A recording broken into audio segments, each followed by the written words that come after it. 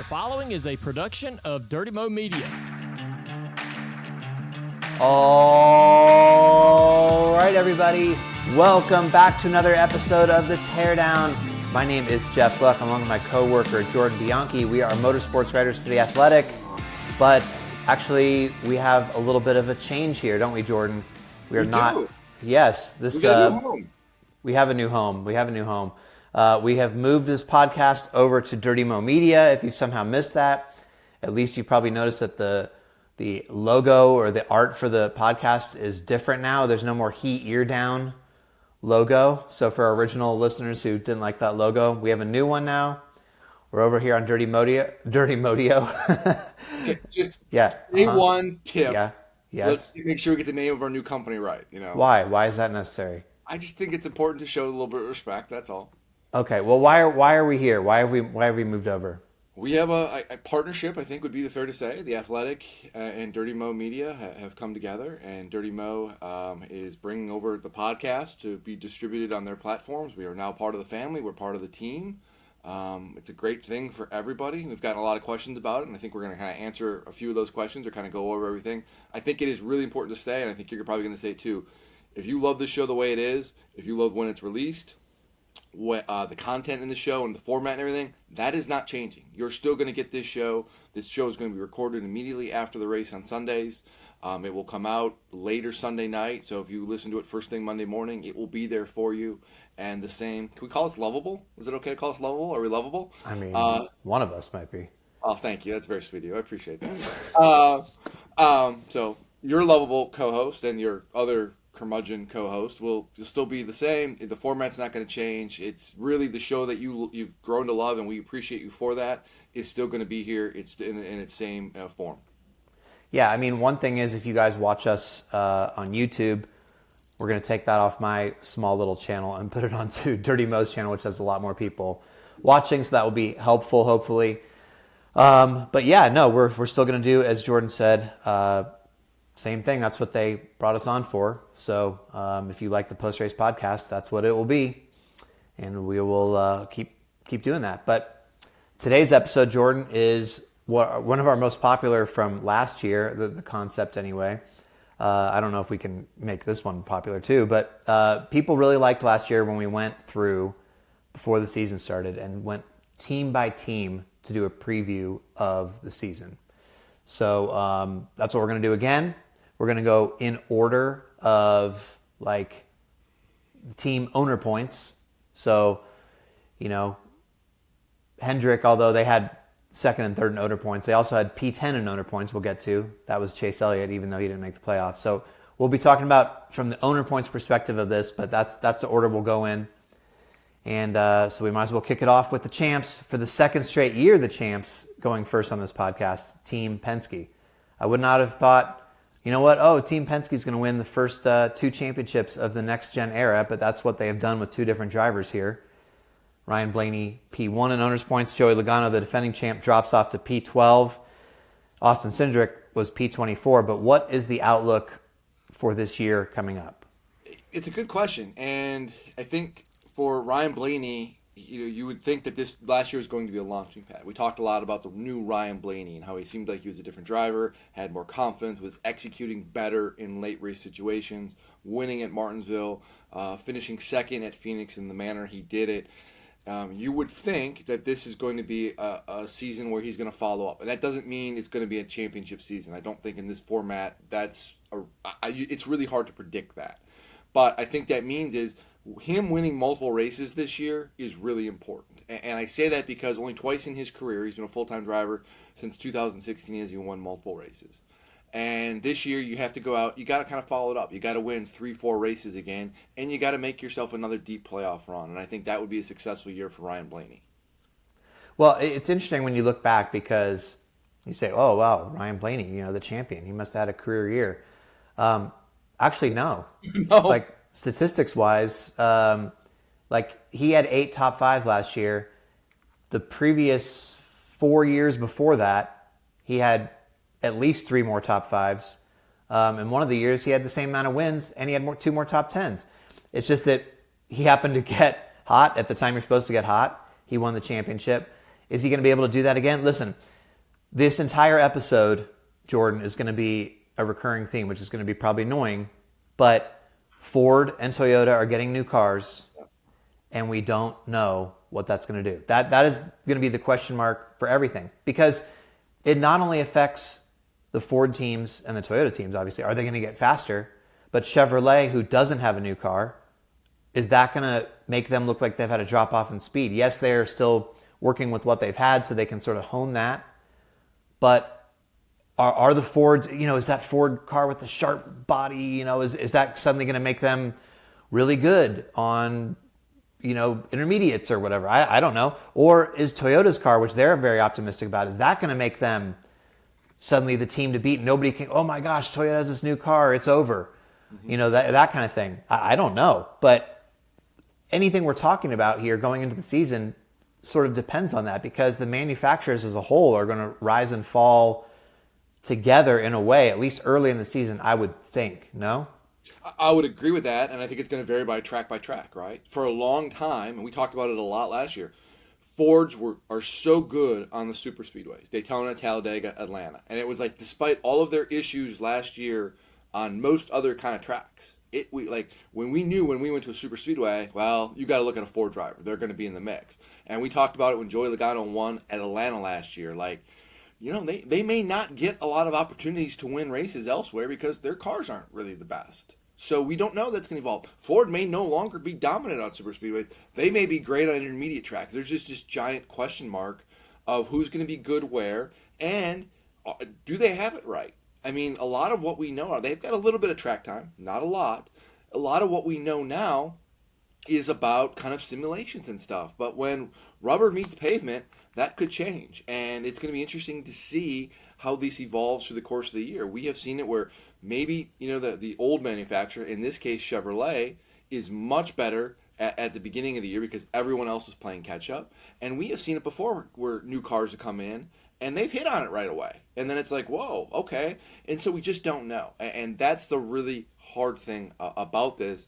And don't mean to elaborate on this further, but even then, it's still an ever-changing game, because as much as we talked about how Ford isn't great on intermediate tracks, etc., Ryan Blaney won the Coca-Cola 600 last year, which kind of seemed like it came out of nowhere.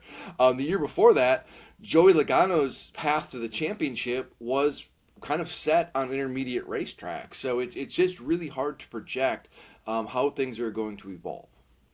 Well, let's before we even go further down to the teams part, they made Toyota executives and Ford executives available to talk about their new cars. I think it was on the same day, wasn't it? A couple weeks ago. Yeah. So, give me your optimism rating. Who was more optimistic that between Ford and Toyota that they got this right and they're going to be? They're both optimistic because everybody's optimistic this time of year. Everything is sunshine, rainbows, and puppies. Like, everybody thinks like, oh, we got it. Our computers, our guys back at the head, the sim area, they got it. They nailed it. We're going to be fast. We're going to be good. Yeah, it's going to take a little bit of tweaking and fine tuning. And yeah, we're going to have little bumps along the way, but we got this. By like mid-season, we got this. Like, I just felt like they were both very optimistic about it. Okay. Well, one thing we know is that the process to get a new car in NASCAR is very collaborative. So, like, I think David Wilson from Toyota was saying that when they took their car to the wind tunnel, they've got the other two manufacturers behind them in the wind tunnel observing, if I understood correctly. Like, so it's not like NASCAR is like, you know what, let's give the nod to this manufacturer this year. They're all, when it comes to the new car design, they're all sort of in the loop on what's going on. Not like, what the design's going to be necessarily, but like, hey, here's your aero numbers. Okay, was that too much? Do you have to pull back a little bit? So it sounds like it's a very fair process. It's just going to be a matter of who hit on it correctly. So anyway, back to Team Penske. Sorry, that was a little bit of a sidetrack, but I think that was important to note because I don't really know what to make of that, because I could sit here and say, well, Ryan Blaney's won a championship now, and his mentality, he's going to build off this.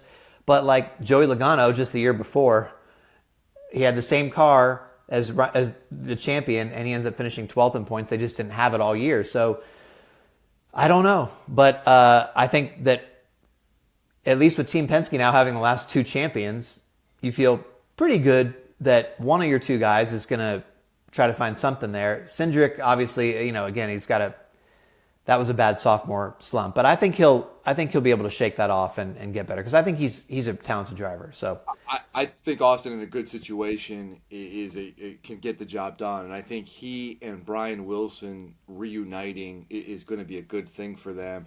I don't think people realize how good of a rookie year he had, and I'm just talking about winning the Daytona 500. I'm talking about overall consistency in 2022. He had a really, really good rookie year. Last year it didn't go well. He said he was there was a lot going on with the car and figuring things out, and it took away his ability to just focus on driving a little bit. I think you're going to see a different Austin Cindric this year. I don't know if that means he's going to get into victory lane. I'm not quite confident there about that. The one thing that kind of really jumped out to me last year was, and we talked a lot about it, I think we both thought he was going to be much better on road courses than he was. And that wasn't there this year. But he popping up and winning a road course race wouldn't surprise me at all. But I look at, and I kind of did this thing on The Athletic last week of rankings, and kind of as I was doing this, I was kind of looking at who I thought was going to win races and stuff. I didn't have him winning a race. Wouldn't surprise me if he did, but he's not among those guys I project into the playoffs. Let's move on to Hendrick Motorsports. They had. You want to talk about Logano quick? What? You want to talk about Logano quick? I thought we did talk about Logano. What do you want to say about Logano? I'll be honest. I have a lot of questions about this team. Really? Yeah, I do. I really do. 2 of the last 3 years, they've got one win season. I know Logano won the championship in 2022. You can't ignore that. 4 wins, etc. I get that. But when was he? When was the last really dominant kick butt season for Joey Logano? It's been a while. It feels like. I mean, and you go back to 2020 and he led almost 1,000 laps. Sure. But it just feels like, I don't know, that team that's won one race 2 of the last 3 years, I've got, I don't want to say red flags, but it doesn't feel like a sure thing as maybe it once did. I kind of have attributed that to Penske. I mean, again, I'm talking about the championship team for the last 2 years, but yeah. Penske being down. Yeah. But I realize, quick now, but when is Penske organizationally, and I looked at the numbers, we talk a lot about Hendrick dominance. We talk a lot about Joe Gibbs dominance. When's the last time we talked about, man, Penske is kicking everyone's butt week in and week out? Maybe 2020 when Brad and Joey were, they had multiple wins and they led a bunch of laps. It just doesn't feel like they've been able to hit on consistently organizationally a great kick butt season like that. They've got one driver kind of hot, Logano 2 years ago, Blaney last year, but across the board, it's been a little bit. I mean, I'm not thinking that that's going to change really. I mean, I think Logano is obviously he's going to be a legend, right? Like he can absolutely get it done. I just don't know if you're looking at like a 6-win season or something like that. I think he can capitalize when the opportunities are there. If the car is not there and the team is not Hendrick or Gibbs dominant overall, you're only going to win a couple races a year, sure, or 3 when you get hot at the right time, like Blaney. That's fair. And that's the thing is like it's really hard to figure out who's going to do what and who's going to hit on that, especially with 2 new cars coming in. Yeah, I mean the other thing to think about and remember too is like this is a new era. So in terms of like dominating. I mean, the series wins leader last year had only 6 wins with Byron. So 6, that's a lot. Not really. I mean, when you're talking only 5 or 6 wins to lead the series, 6 is usually 6 wins most years will get you the series lead. I don't know about that. I mean, you just had a 10-win season a couple years ago. Yeah, that's a historic one-off, one of a kind. Yeah, season. Well, the first 2 years of the next gen, Chase Elliott led with 5 wins the first year, and now you have 6 wins. So I think that's all you're going to, if you can get a handful of wins, that's a successful season in itself. Okay. All right, are you comfortable now moving on to Hendrick? Have you talked out about Penske? Okay, because we have some other teams to get to. I know this is going to be a 4-hour podcast. Like this, there's no way around. We don't have 4 hours. Well, we're going to have to figure it out. Okay.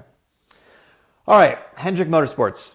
You had the 2nd and 3rd place drivers in the championship. That is Larson and Byron finished 2nd and 3rd.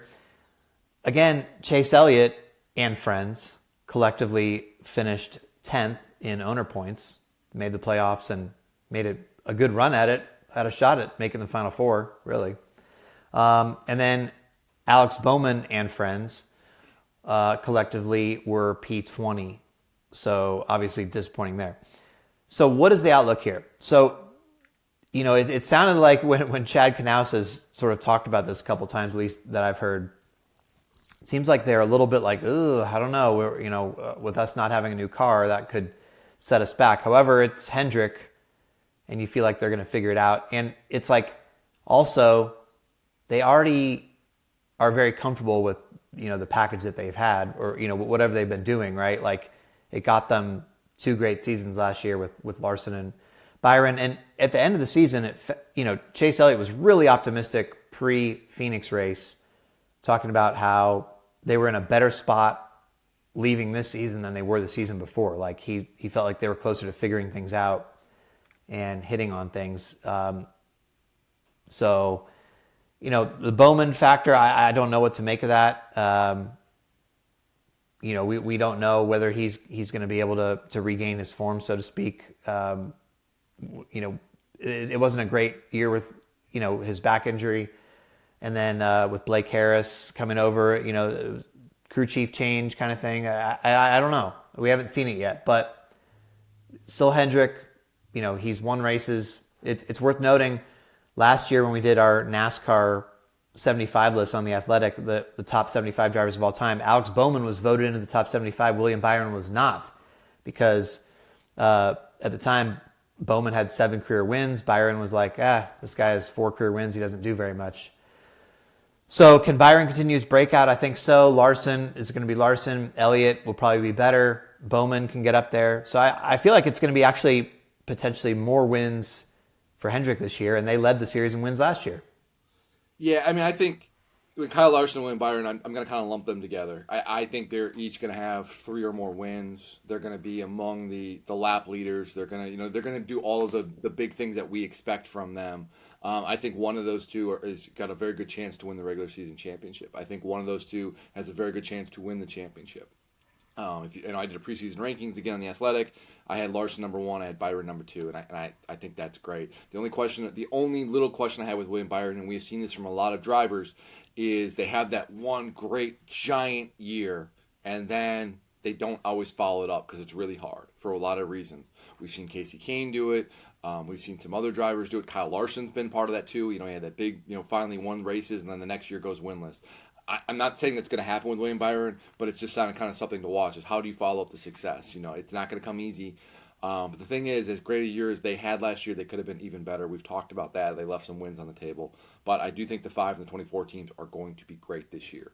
The 9 team, I'm going to kind of just write off last year for Chase Elliott. Everything that could go wrong went wrong. Injury, suspension. When he came back, they had some good runs. They didn't have good runs. They were kind of chasing it a little bit last year. Listen, what Chase Elliott is at this point, and we have seen it. And so, at a minimum, I think 3 wins, and expecting him to finish near the top of the regular season championship is what our expectations should be. And we have seen great teams have that kind of year where it's bad. They don't win a race, and it happens, and they rebound well. We've seen Denny Hamlin do it, and by the way, 2 guys in 2022, Martin Truex Jr. didn't win a race, Ryan Blaney didn't win a race. They came back the next season. Truex won the regular season title. Blaney won the championship. So I think that is the path that Elliott's going to be on. Alex Bowman's a really big question mark for me. It's like, what version of Alex Bowman are we going to get? Are we going to get the version pre-injury where he was atop the series standings, had the best average finish, and was outrunning his Hendrick teammates consistently? Or is it the other version where he came back and they were just okay? I think they had like 2 or 3 top 10s the rest of the way. I'm also going to give him the benefit of the doubt. We know those back injuries. We've heard drivers talk about it. It's hard. Like, you lose the feel in the car, right? And it's hard. And to give right adjustments to know what you're going to do. I think Alex now healthy and off season to get healthy. Blake Harris is a really good crew chief. I think this team is going to be okay. I think you can pencil in Alex for at least a win, maybe 2, and a playoff berth. Oh, okay. I thought you were sort of an Alex Bowman hater previously, so that's... No hating. It's just factual analysis. Well, I'm just saying that's I didn't think you were going to go there. I am surprised to hear you think that one of the Hendrick cars is going to win the regular season championship just based on what we talked about with Chevrolet not having a new car. That in itself. Yeah. So you're still confident that that's not going to change the balance of power. I don't know. I mean, it may, but we don't know. And so I'm just kind of assuming that like Hendrick is Hendrick. Hendrick does a really good job of always staying in the mix and staying competitive. And they have such a smart talent pool over there to lean on. Yeah, they don't have the newest car, but it's not like they're just gonna like throw their hands up and you're like, oh well, shucks. No, there's some really smart guys over there, and let's be honest, their drivers are damn talented. Yeah, I think we've only seen sort of the tip of the iceberg with Byron. You know, like, yeah, he didn't win the championship last year, but he made his first Final Four. He's getting better and better and better.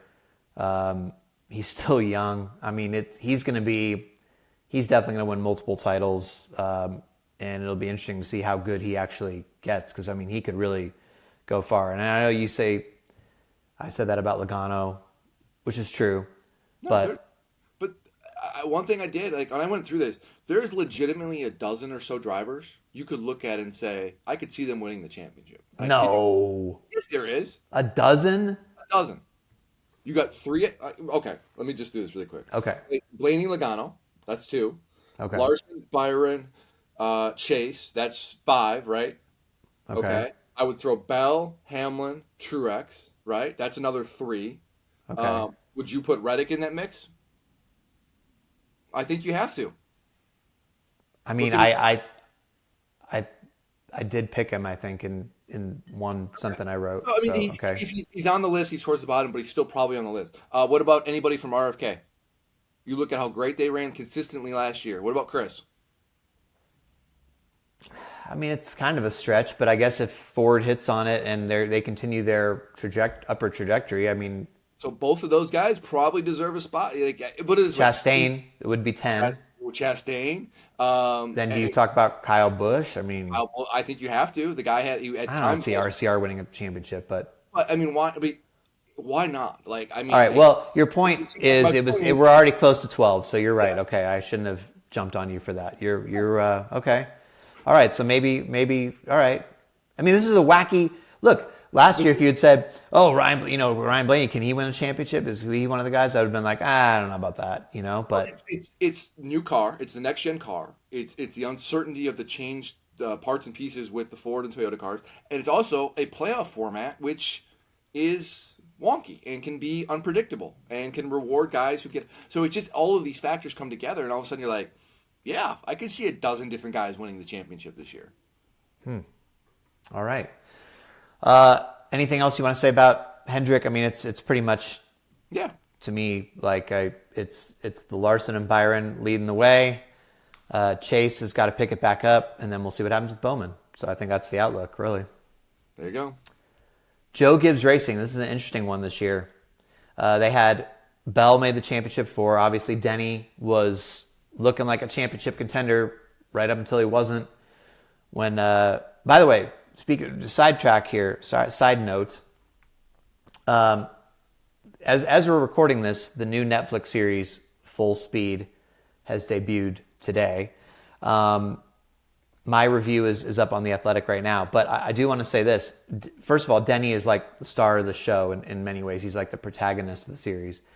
But I believe that they show something in the series that I don't think had been public footage or had been out there, which is at Homestead last year when he wrecks, right? And there was sort of like these questions of like, remember at first it was like, oh, did him getting into it with Blaney right before that, did that cause him to wreck? Was it driver error? Was it, and then the stuff came out about his shoulder and it was like, oh, did he maybe could not lift up his shoulder in the corner or something? And that somehow affected, sent him into the wall or whatever it was. So spoiler alert here, I guess, but on this Netflix show, in that moment, they show the in-car camera like pointed at him, like the head-on camera or whatever. Like, how on the broadcast, it's a lot of it's like on the side, you see the driver from the side.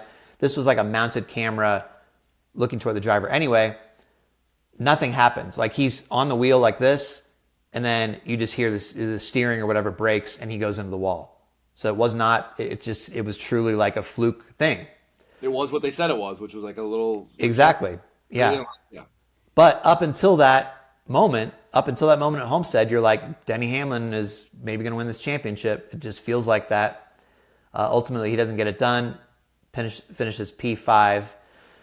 And then you had Truex, who, despite winning the regular season championship, P11 in owner points. Unbelievable to have that much of a fall. And then Ty Gibbs was P18. So what is the outlook for Joe Gibbs Racing this year with a new car? What do you think? Presuming they figure out the car and they sort through it and everything, it feels like, you said about Martin Truex Jr. and Denny Hamlin, they're going to win at least multiple races, which means 2 or more. They're going to be factors in the playoffs. I feel confident about that. I think Martin Truex Jr.'s troubles last year in the playoffs, it's one of those things, everything that could go wrong just went wrong. This team is really good. They have a good crew chief in James Small. Martin is still a good driver. I know people are going to look at his age and everything, and Denny too. It's not a factor with these guys. There was nothing about Martin Truex Jr.'s issues in the playoffs last year. You say, man, that looks like an older driver, kind of losing it a little bit. That was just again, things went wrong. A lot of it on Martin's hands. I think they're going to be fine. I think Denny's going to be fine. I think Denny's going to be in the mix for the regular season championship, and then it comes down to the playoffs. The one thing I will say about Denny Hamlin, I think the 11 team needs to do a better job of, you got to capitalize on wins. You got to get those wins during the regular season. They had a lot of races last year where they had speed, they had opportunities to win races and didn't. Get those wins during the regular season because it is important, because you get bonus points, and that way when you have bad days in the playoffs, it gives you a little bit more of a safety net. I think that is really imperative for that team. Christopher Bell's an interesting one for me. I thought he was going to have a breakout year last year, and I thought he was going to be one of those guys that wins 5-6 races, leads a bunch of laps, and maybe wins the regular season title. It didn't happen. He won at Bristol on the dirt, and he led the regular season point standings for a little bit, but then they just kind of were just there. They weren't great. They threw away a lot of great finishes last year. They have got to clean that up. That driver is too talented. Adam Stevens is too great of a crew chief. I think they will. And I think the breakout year we kind of thought maybe Bell was going to have a year ago, which still he bagged the championship for the second year in a row, so we got to be a little careful on saying it was a bad year. I think he's going to have a really monster year this year. Ty Gibbs to me is fascinating. I think Ty, what he showed last year really towards the end of the year, the consistency, qualifying well, running well every week, staying out of trouble. We didn't have any questions about his maturity or any on-track incidents last year about him, really, for the most part. I think if he can continue that trajectory, I don't think it's a shock that he wins a race or something this year and gets in the playoffs.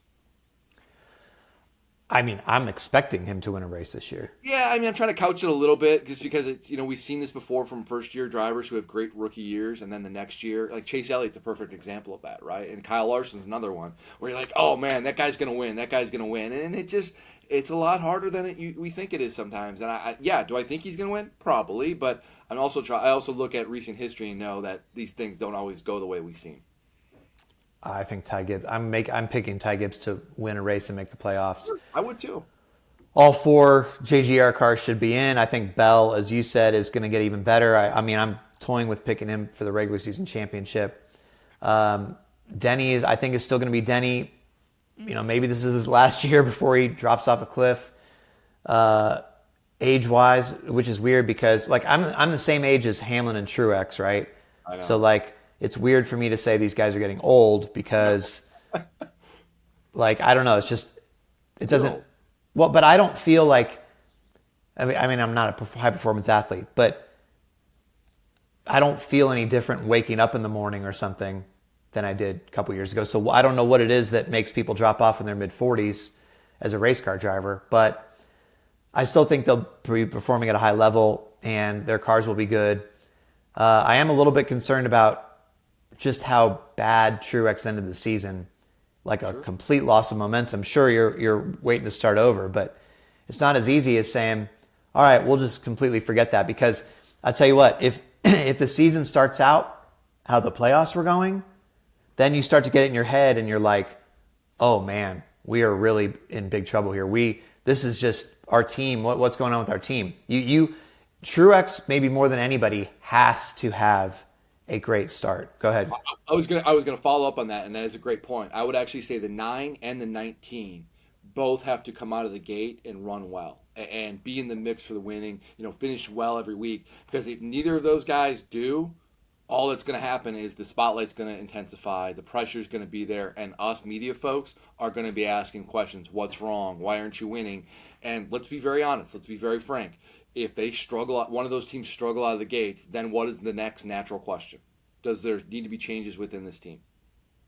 Well, and there's not going to be for Truex. I mean, he's close to the end of his career. He's going to stick with James Small. That's his guy. That's been, they have a history, right? Going back to Furniture Row type stuff. So at this point, you're not going to start over with somebody else. So I think that would just be like, all right, Truex is going to say, yeah, this was my last year if they're not running well. I think if they run well, like they were last summer, and he goes, oh, this is fun, I'll come back. And then they hit the playoffs. Sure. But the other thing that we talked about Denny. You talked about Denny not capitalizing, with that team in the regular season. Full speed, But by the way, great show. I mean, if you're wondering whether the show is going to be great, anybody that's listening, 1,000% go watch it. I thought it was some of the best NASCAR content we've ever seen. But that said, like, there's moments in the show, as they're documenting Denny's run, where you just see over and over, and this is just focused on the playoffs, how much, mistakes like the pit crew and things like that cost him. And, David Wilson from Toyota touched on this a little bit in our preseason chat, where it sounds like JGR, remember JGR when the next gen came out, they were trying to do like the next gen pit stop kind of thing, right? They were trying to do their pit stops in a different way than like everybody else was doing them, the choreography. And then they ended up, everybody else was kind of waiting and seeing if that was going to work. And they didn't really go that route, the JGR pit stop route. And then JGR eventually kind of dropped that and then was trying to do everything else. And it sounded like, if I was reading in between the lines, that actually set them back, because then they were trying to play catch up on their choreography and their rhythm or whatever. So anyway, now they've sort of caught up. Maybe that will lead to overall more consistency for the Toyota pit crews. I don't know, but did you sense that? Is that a fair assessment? Yeah, I mean, it's pit stops are about repetition. It's about doing it the same thing over and over again, and having that mental memory, right, of just knowing that. But when you audible on the fly and you have, oh no, this stop we're going to do this stop we're going to do this way, that fraction of a second of thinking, what are we doing now? What do I got to do? That's a difference. That's a huge difference in NASCAR. So I could totally see that. So when I heard that, I thought the same thing of like, you know what? Maybe you did overthink it, and you tried to find an advantage in an area that maybe it hurt you a little bit. I don't think that's I think that is a very fair assessment by you. All right. So if you had to guess the next team in owner points, basically the team number 4 in owner points, I don't know that. What's that? I was going to say, I know the answer to this because one of the drivers finished really, really high in points, which I mentioned earlier in the show. So, yeah, I'm just not sure without looking at it that I would have been like, oh yeah. But 2311 Racing, yeah, Tyler Reddick finished 6th in points. Mm-hmm. Bubba ends up P17. Now you go, wait a minute, Bubba made the playoffs. How could he be P17? You remember the 9 team made the playoffs. Bubba got the last spot. And in driver-wise, but he did not get in owner-wise. So Bubba ended up finishing top 10 in driver points, but owner points he was P17. So it's a little bit weird, but we're going by owner points here. But Reddick, after didn't we both pick him to be out in the first round of the playoffs? Yeah, I believe that is correct, Jeff. Yes, because talk about a team we didn't trust. I mean, they had so many mistakes. They would show speed, but we're like, no, man, like they just. How can you trust them? Something's always going wrong, pit crew wise, or a mistake, or whatever. But then they got in the playoffs, they put it together, and you're like, okay, all right, yeah, he's making a run here. By the way, again, I'm not trying to do too many spoilers here. I hope people aren't going to get upset at this, but there's a moment in Full Speed where Alexa, his now fiance, is sitting in the motorhome watching Martinsville as Reddick's chance is slipping away. and she's telling the camera, she's like, I just want to grab him and shake him and tell him to effing drive through them. And, you know, she's like, she just wants Reddick to run people over, and she says he's being too nice out there. I don't think that would have made a difference at Martinsville. Like, they just didn't have it. But is there something to you wanting to see more aggression from Reddick? Is there something where, do you think he's being too nice in a way or anything along those lines, Jordan? Absolutely not. I don't think that's Tyler Reddick's issue at all. I mean, nice guys can finish first in the sport. Martin Truex Jr. is an example of that. I would say Chase Elliott's probably an example of that too, to some degree. Reddick's issue last year was not when you've got potentially winning race cars of not winning races, and not even that necessarily, not finishing in the top 5, not finishing in the top 10. They threw a ton of points away last year. He had a very, very good first year with 2311 Racing. That said, it could have been even better. And on the days when something happens, this team needs to show resiliency of, okay, that was a mistake. We are not going to let this snowball. We are not going to let this happen and compound itself where there's going to be a second and a third mistake. Remember Michigan last year? That kind of thing. That's what this team needs to do. It's not about Tyler Reddick being nice or, needs to be more aggressive. What he's doing works, and it's been working very well for him. It's just a matter of executing and turning the potentially great days, making sure that those turn into great days. Yeah, I think he's still building. But I feel like pretty confident that he's going to be, just sort of a regular contender for quite a while. I don't know if he, some years they might put it all together. He might, win a championship maybe or get close. But I feel like even at a minimum, he's the kind of guy that gets the most out of the car. And if they can clean stuff up, as you said, they will just sort of be there and be sort of a constant presence. I think he's sort of established himself as someone who's going to be around. Bubba, I feel like, is more up and down. They put it together last year when they needed to. They made the playoffs. He advanced through a round of the playoffs. And you feel like, okay, like they've built progress. But then you also look at, I guess they had a better year overall than the year before, consistency-wise. But then I look at the year before when, he goes out and wins Kansas and dominates, and you're like, dang, he's really arrived now. And then they went winless last year. Yeah. So, what is missing there? I mean, it's odd because his average finish went from 18.3 in 2022 to 15.9. So he was finishing races way better. He had 9 more lead lap finishes last year than the year before. But his other stats were the exact same. 5 top 5s, 10 top 10s, 1 pole. Exact same. So you're still feeling like, Bubba's got to make the next step or, put the consistency and those flashes of speed together, because then he could be a real contender. But it just seems like they're still in the building process to me.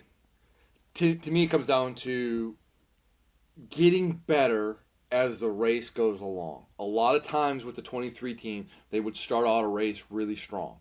They'd run up front and get some stage points, but then they would kind of go the other way as the race moved along. And they didn't do a good job of always getting stage points. That was another thing. Is come the second stage, they'd slide out a little bit. A lot of times the speed that they had at the beginning of the race, it wouldn't be there at the end. And all of a sudden they went from finishing, it looks like they're going to finish top 5 or so, to, oh, wow, they're on the back half of the top 10 or even outside of the top 10. Richmond comes to mind last year for that. You got to do a better job of that. And you've got to do a better job of staying with the track and the conditions, and that's feedback from the team, the driver. It's the crew chief making the right calls. There has to be better communication there of what you think the track is doing and where you think the track is going, and you can do that. I think they could do well. Bubba has shown that he can win on intermediate racetracks. He's good on short tracks. We know what he can do in super speedways. The road courses, he's better. He's trying to get better on that as well. He ran, a Rolex 24 Support Series race this past weekend to work on that skill set. To me, ultimately, this year is going to be defined. It's not about the playoff. We know that he's checked that box. It's about winning. It is about winning. If you don't win this year, it is a failed year. You have to win a race this year. You got to make the playoffs. That is the expectation at a minimum. How different is the narrative? Because, again, watching Full Speed back, you kind of forget how close Bubba came to winning at Texas in the playoffs and ended up finishing third after he got passed, in a late battle for the lead. How different is the narrative for Bubba if he wins Texas in the playoffs, advances, That's everything. Because the one knock on them last year is, like you said it, they didn't win. Yeah. But if he not only did he would have won Texas, I'm looking at it, he led 111 laps last year at that race. Like, he controlled that race. It was very much like Kansas the year before.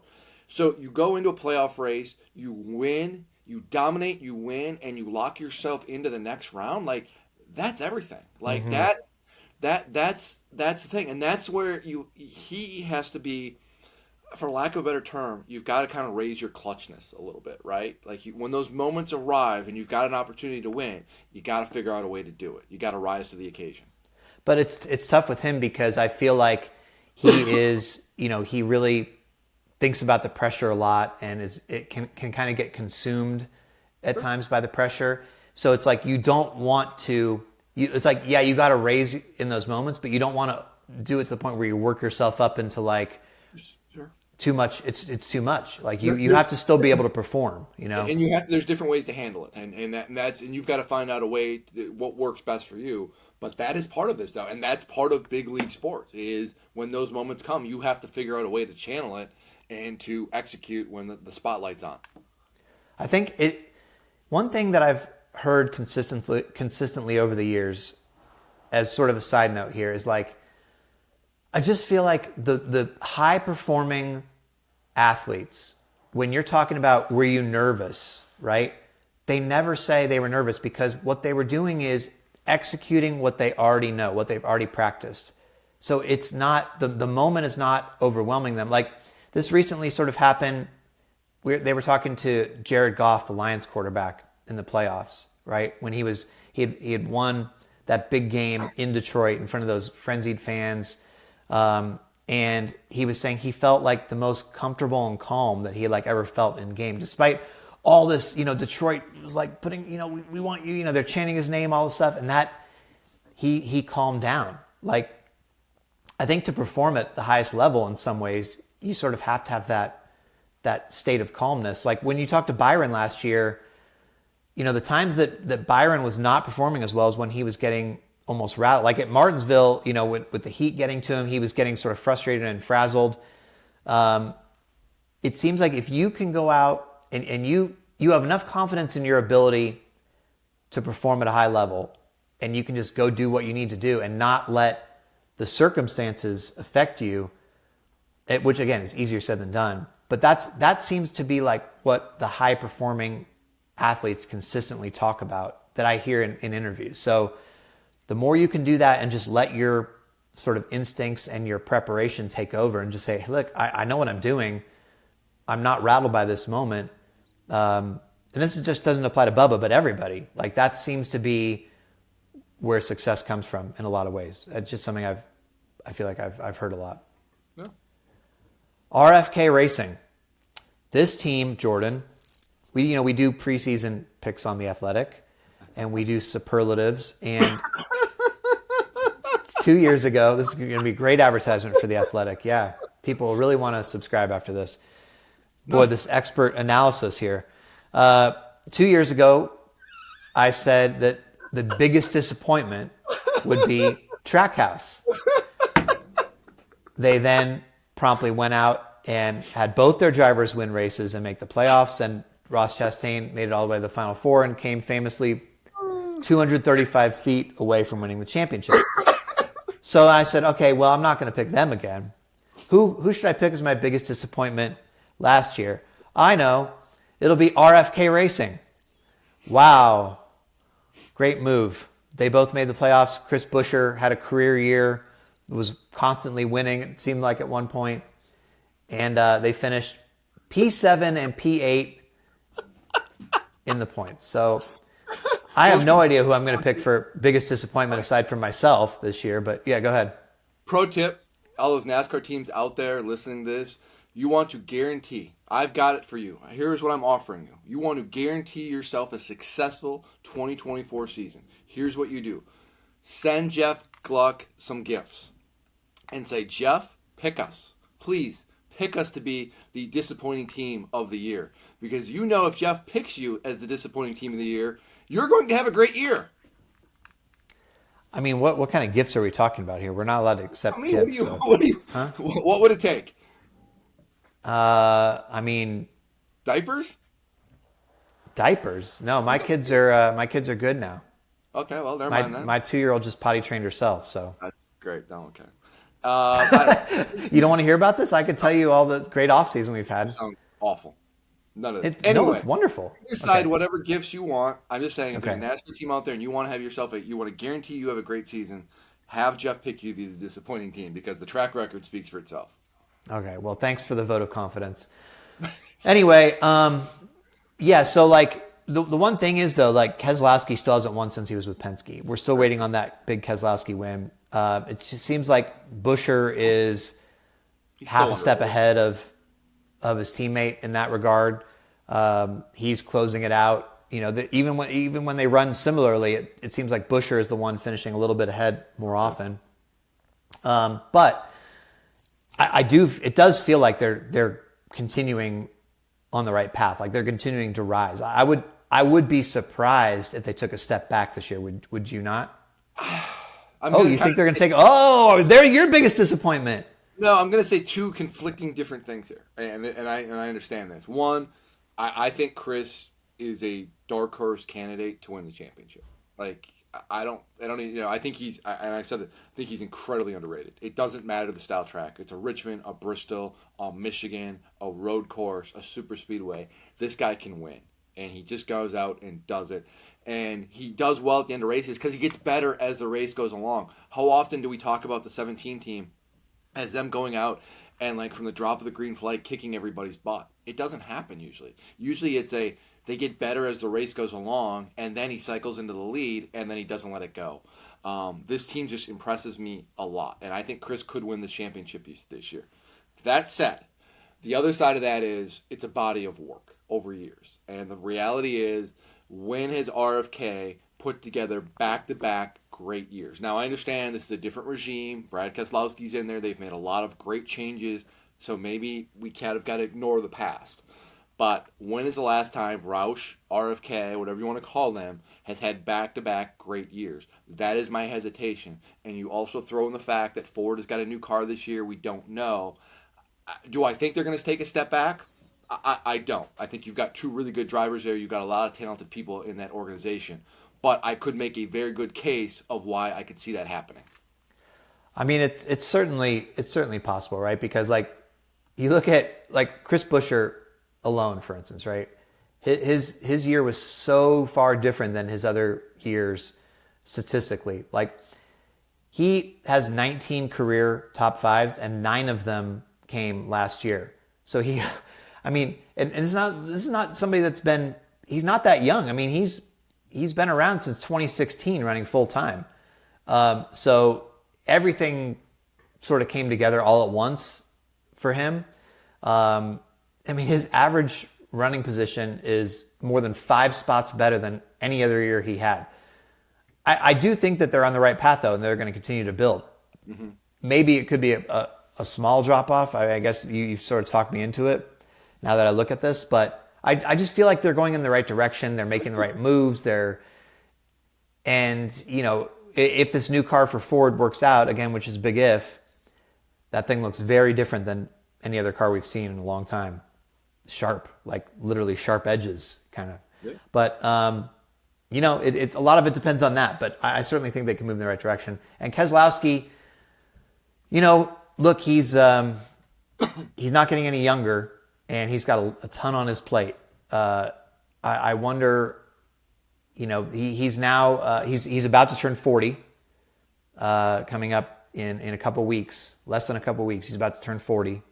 Hard to believe with Brad Keselowski, huh? But, you know, he's, I don't know how many great years he has left before he just kind of goes into the owner side of it. So, we'll see. But I still feel pretty good about where RFK is. Trackhouse Racing, Jordan. Ross Chastain, what a weird year for him last year. Finishes 9th in owner points. Daniel Suarez was 19th.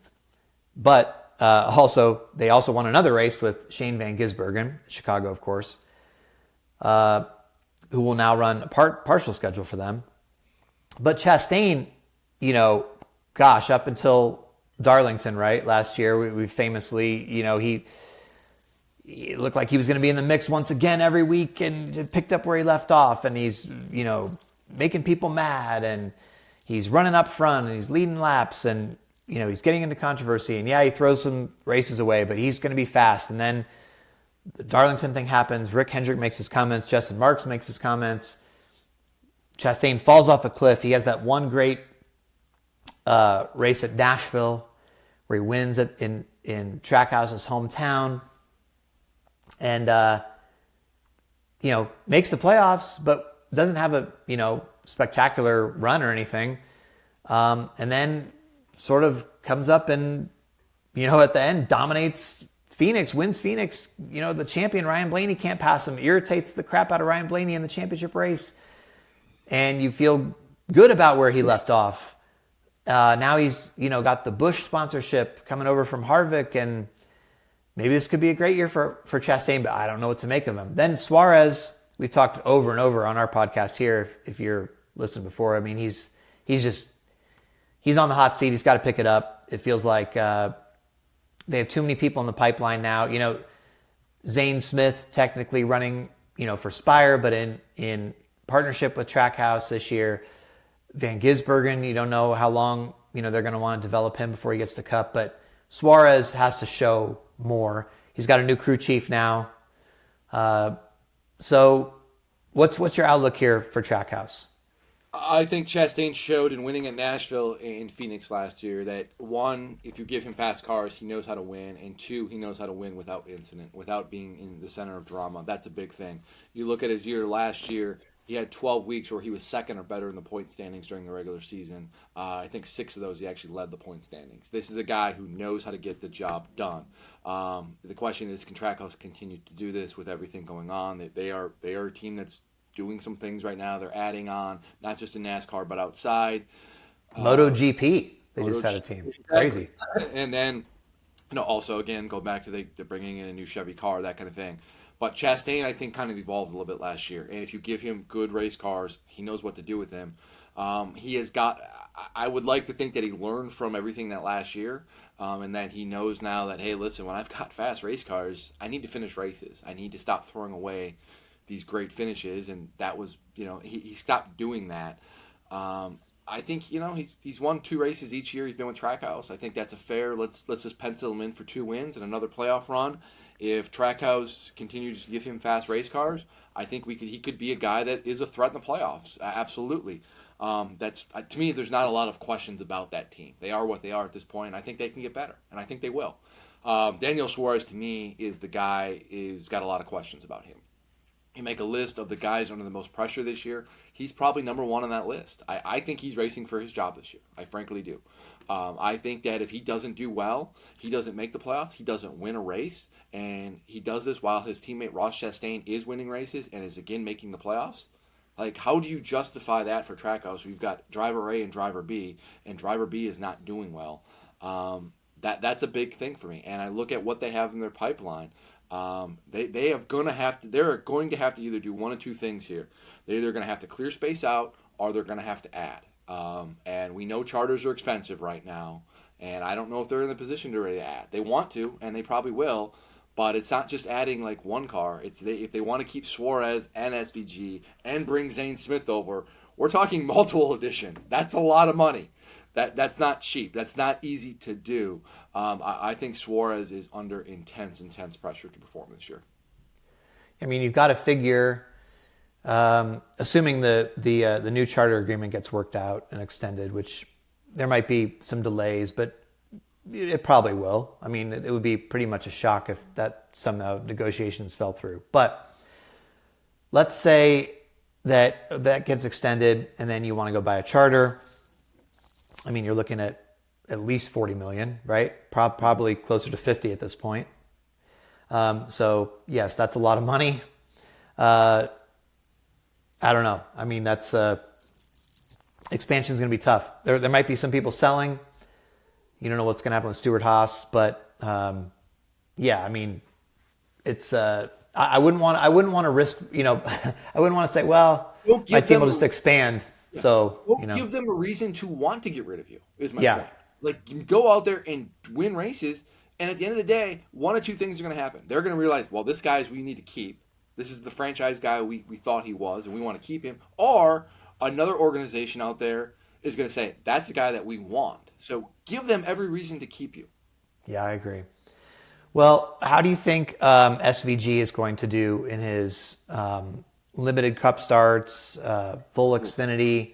What are you thinking from him? I mean, he's very talented. I kind of look at it like Marcos Ambrose, and I feel like that's the easy comparison to make, but I don't know what other one to make. I think he's going to be okay. It's going to give him some time to get used to ovals. It's not, I think it's going to be a thing of drivers are going to have to realize that this is a guy who on the road courses is a monster and is a threat to win, but put him on an oval, it's going to be a different story. There's going to be some weeks where I think he is out to lunch, and there's other weeks where there's some of the skills that are transferable from a road course to an oval, like at a Martinsville, for example. I think it'll be okay. It's going to be a learning curve. I think the important thing, though, is like this can't be just a, hey, we're going to throw him in Xfinity for a year with the goal of we're going to get him in Cup in 25. It's like, let him go run Xfinity. Let him get his feet wet. Let him just get acclimated. And if it takes another year of Xfinity before he's ready for Cup, then let that be the path. Does that make sense? Yeah, I think the Ambrose comparison is pretty valid. Although SVG is going to have way better equipment than Ambrose had. For sure. So from that sort of benchmark, Ambrose's best career finish in any season was 17.9. So what would be success for SVG stats-wise? Like if he's somehow, even in Xfinity, if he has like a 13th place average finish, is that a success for year one with all the ovals in there too? Yeah, I mean, I kind of need to honestly see the results a little bit. The average finish is hard because I think it's going to be skewed by the road courses, right? Presumably he's going to finish really well on the road courses, which is going to, make that average finish maybe appear better than it would. I want to see what he does on the ovals. That to me is the big thing. I want to see the results on the ovals before. It's not about average finish. It's about where he's getting those finishes at. Yeah, so I personally think that I really think you have to. This is not going to be easy. Despite him winning his first career Cup start, this is not going to be easy at all. And if you look at like the average finish for the top Xfinity drivers, there's a lot of inconsistency throughout the field, right? If you're in the top, if you have a Chandler Smith, for instance, right, last year had a 15.6 average finish. So even some of the better drivers in that series, it's tough. It's a tough go when you're learning. He's going to be learning quite a bit.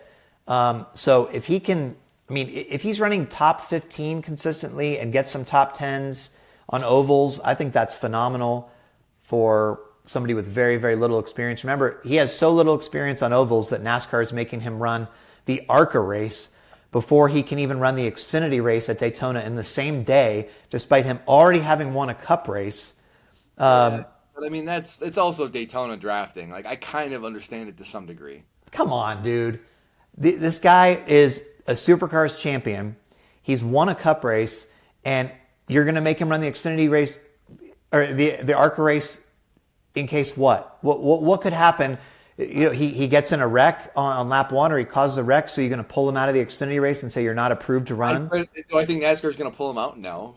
I think it's kind of a rubber stamp thing, but I can understand, like, why not just err on the side of caution? Why not just be smart and say, hey, you know what? We just want you to get some laps in an ARCA car. We want you to run at 180 miles an hour in a pack, and that realize that if you make a mistake, you're probably going to wipe out half the field. Like, I don't think it's a bad thing to just... It's called an approval process. The only reason that he's doing it is because they said you have to do it, or we're not going to approve you for the Xfinity race. So no, I understand that. That's what I'm saying. Is so, what is wrong with them saying, like, hey, But that's not you. You made it seem like a suggestion, like, "Hey, No, why don't you go run this ARCA race and get some extra laps?" It was they need to do this. I think it's okay. I think it's okay to say that to somebody. Like, we just want to make sure that you are in the best possible position to be successful, because your bad day could end up being a bad day for a lot of other people. And frankly, in these races, injuries can happen, and I get it. I don't think he needs to be told that through an ARCA race. I think He is. It's honestly. I feel like it's kind of disrespectful.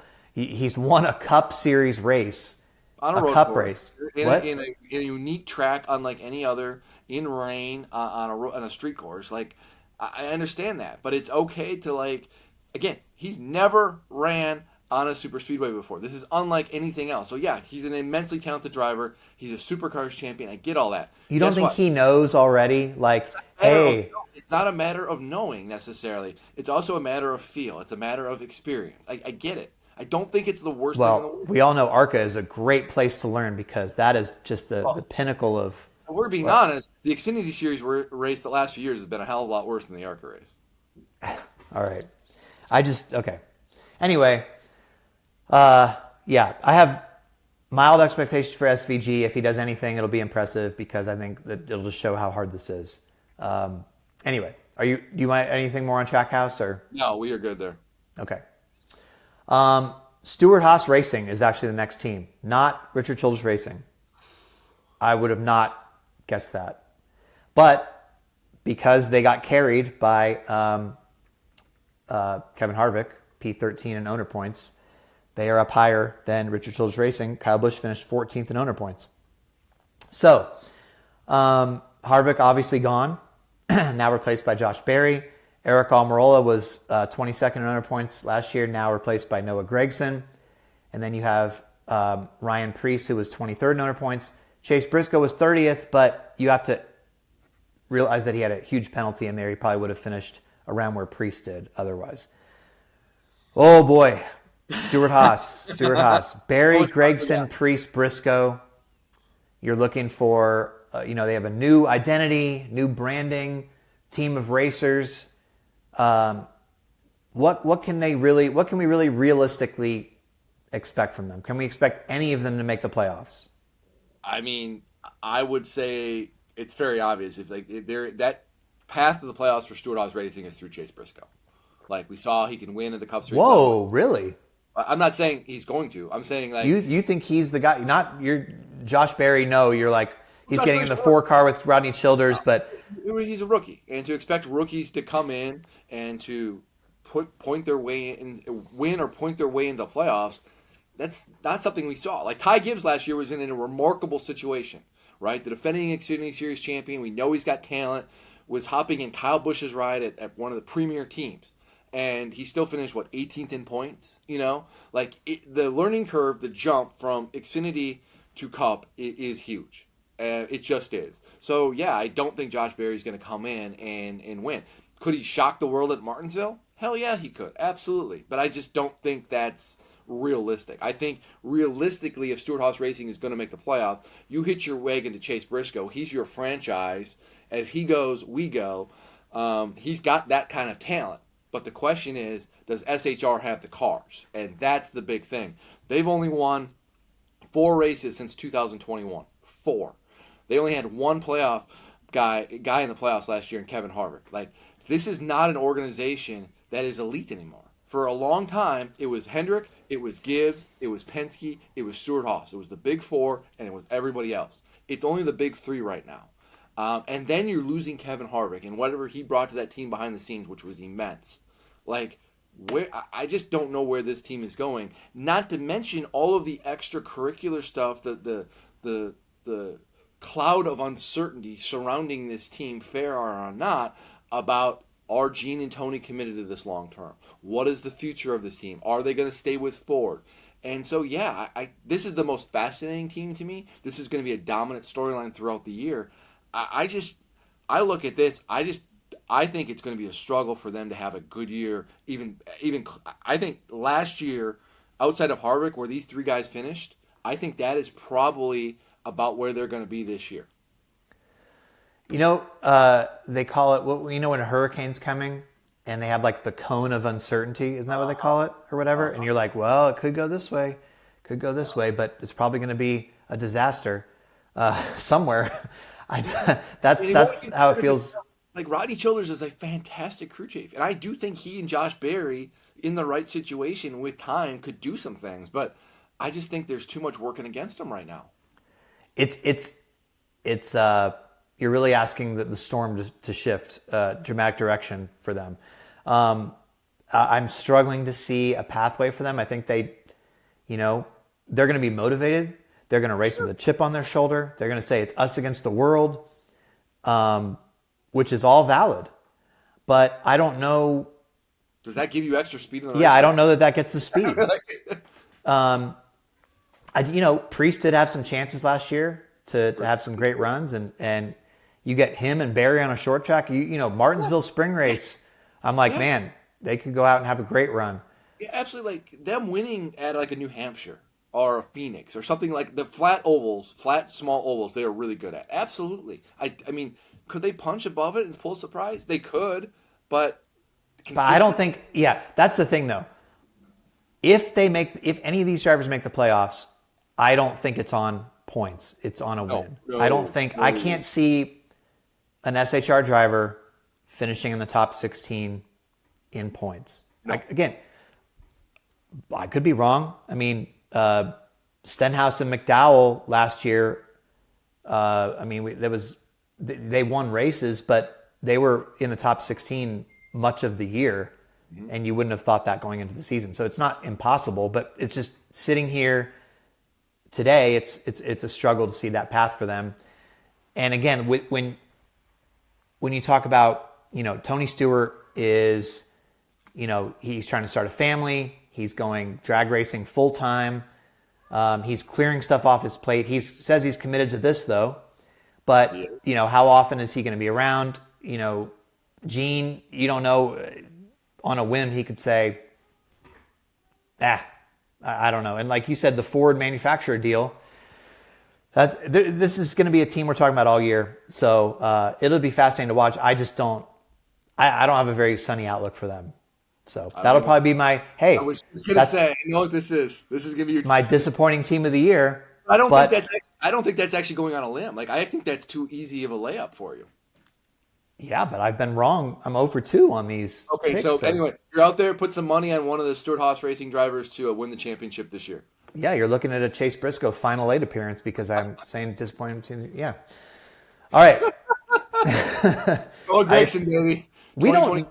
Who says just because? Okay, here's the thing, and this is so fascinating as to why we're on Dirty Mo Media now. Why is anybody listening to us? Why? We're not spotters, crew chiefs, drivers. We have a post-race podcast after the race, so people listen because we're the first podcast out. I don't know what I'm talking about. You might think you know what you're talking about. I don't know what I'm talking about. Why do you think I know what I'm talking about? Nobody knows what they're talking about, in my opinion, in NASCAR. Did anybody think William Byron was going to win 6 races last year and make the Final Four while Chase Elliott misses the playoffs entirely? No, nobody would have called that. Oh, you're upset. If you're watching on YouTube now, Jordan appears to be upset that I have said that we don't know what we're talking about. He has taken offense to this. I mean, you're calling the question our credibility, and you're basically calling us stupid. But hey, that's cool. It's not credibility. It's not stupid. No, I'm saying nobody knows what they're talking about. Least of all me. So for me to sit here and be like, well, this is what's going to happen. I know this. I don't know that. Way to sell us to our new bosses, Jeff. Congratulations. Thank you. Appreciate that. I'm glad we got that deal signed before you said this. I didn't say it until we're over an hour into the podcast, so it's possible people might have already tuned out by now. We're all good. Our loyal Teardown listeners may still be listening. The rest of anybody new might be like, "What a bunch of clowns! This is the new Dirty Mo podcast." Oh my gosh! Oh, Jordan is so mortified right now, you guys. I don't know if you can see this. Oh my gosh! Yeah, he hasn't been this disappointed with me in a long time. It's been at least a week. Oh my gosh! Speaking of disappointed, before we go on, I have to tell everybody something. If you've been listening to our podcast before, you know that Jordan sometimes mentions his mother on the podcast, but it was a safe space because his mom was not listening. Now, I've been told his mother is now listening to the podcast. Jordan, has this affected your life? No, it's good. I mean, well, it's affected my life because now she asks me questions about the podcast, and I've had to explain some stories to her. Yeah, you've sort of thrown various family members under the bus, I feel like. Listen, everything I said was 100% true. Well, it doesn't mean you should say it on the podcast, too. I could say the same thing to you about what you just said, but hey, you know what? It didn't stop you, Chief. Nothing ever stops me. No.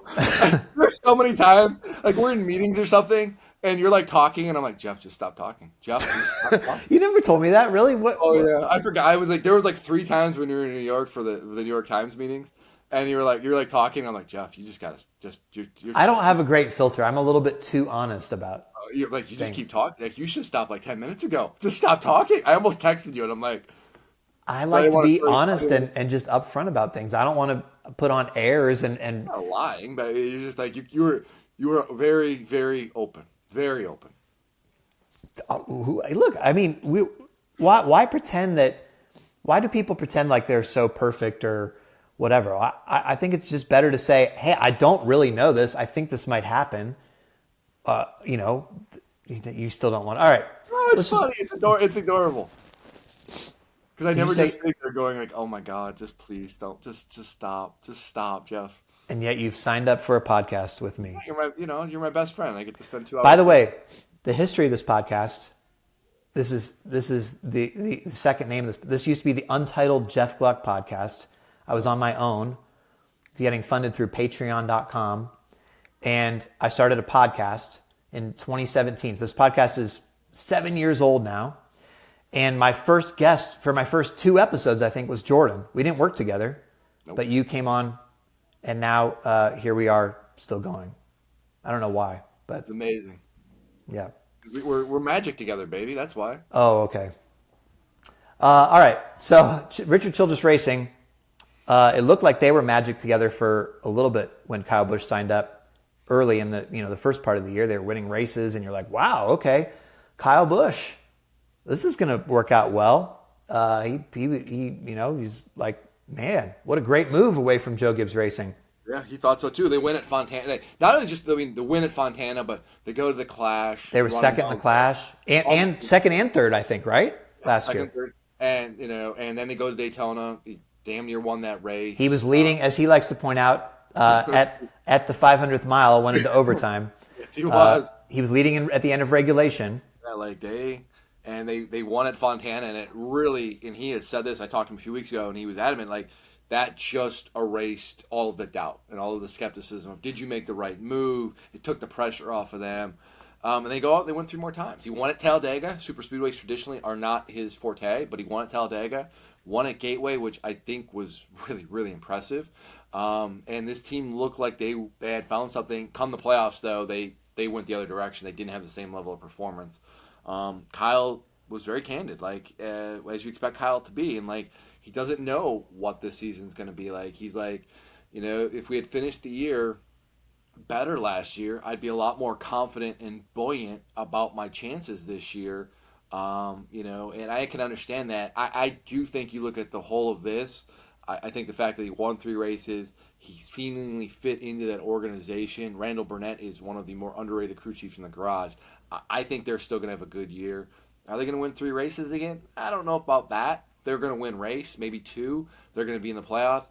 But I will say, if RCR can hit on it, and we have seen, and we talked about this a lot, but I'll say it again, if they can hit on it and they give Kyle Busch fast cars, they could do some things. The one thing Kyle Busch has to do, and it's really important that he can control, is you got to stop making mistakes. You got to stop overdriving. He talked about last year how this car does not suit his skill set, and sometimes he tried to lift this car up to be better than it was, and it bit them in the butt. That happened too many times last year and led to bad finishes. I don't feel super optimistic about RCR.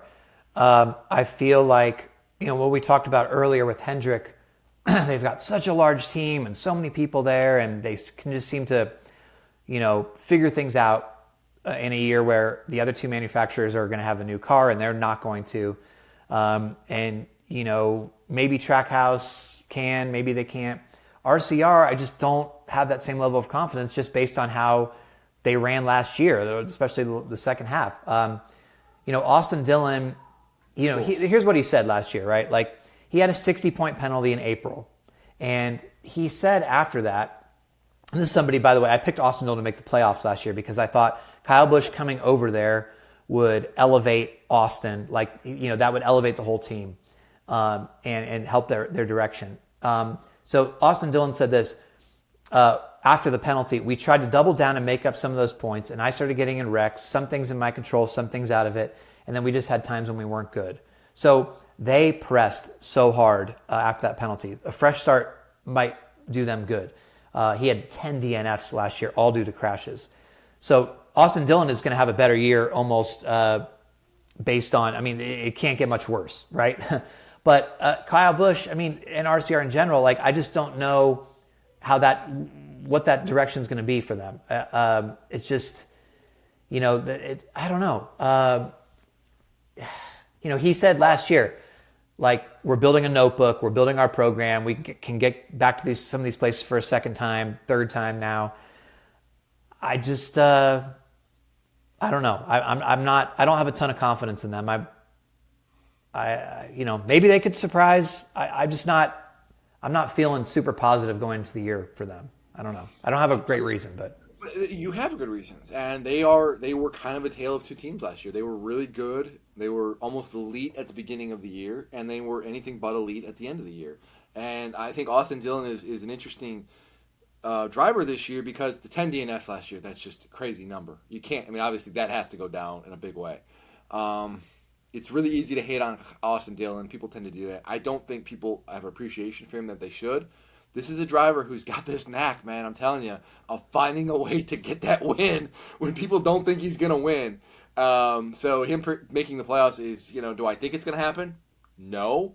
I don't think he can point his way in. I think he's got to win, but he's got these ways of getting these wins, whether it's fuel mileage at the 600, whether it's a restart of your life at Texas, whether it's the win at Daytona in the regular season finale when half the field is wiped out in turn one, and coming through that, he if you give him good race cars, he knows what to do with them. We're starting to get toward the back half of the field. However, that includes, oddly, 2 more playoff teams before we get out of the playoff teams because the parity is strong right now.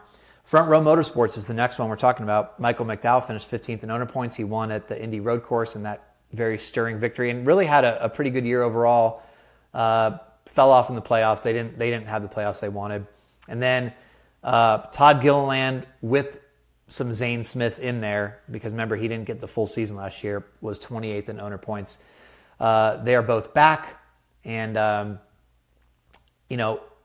guess the question for Front Row is, have they reached their ceiling? Are they going to plateau now? Is this as far as they can sort of go with McDowell sort of continuously getting better every year?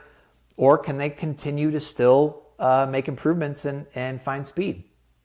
Yeah, and that's the big unknown. And, was what we saw last year out of Front Row the peak?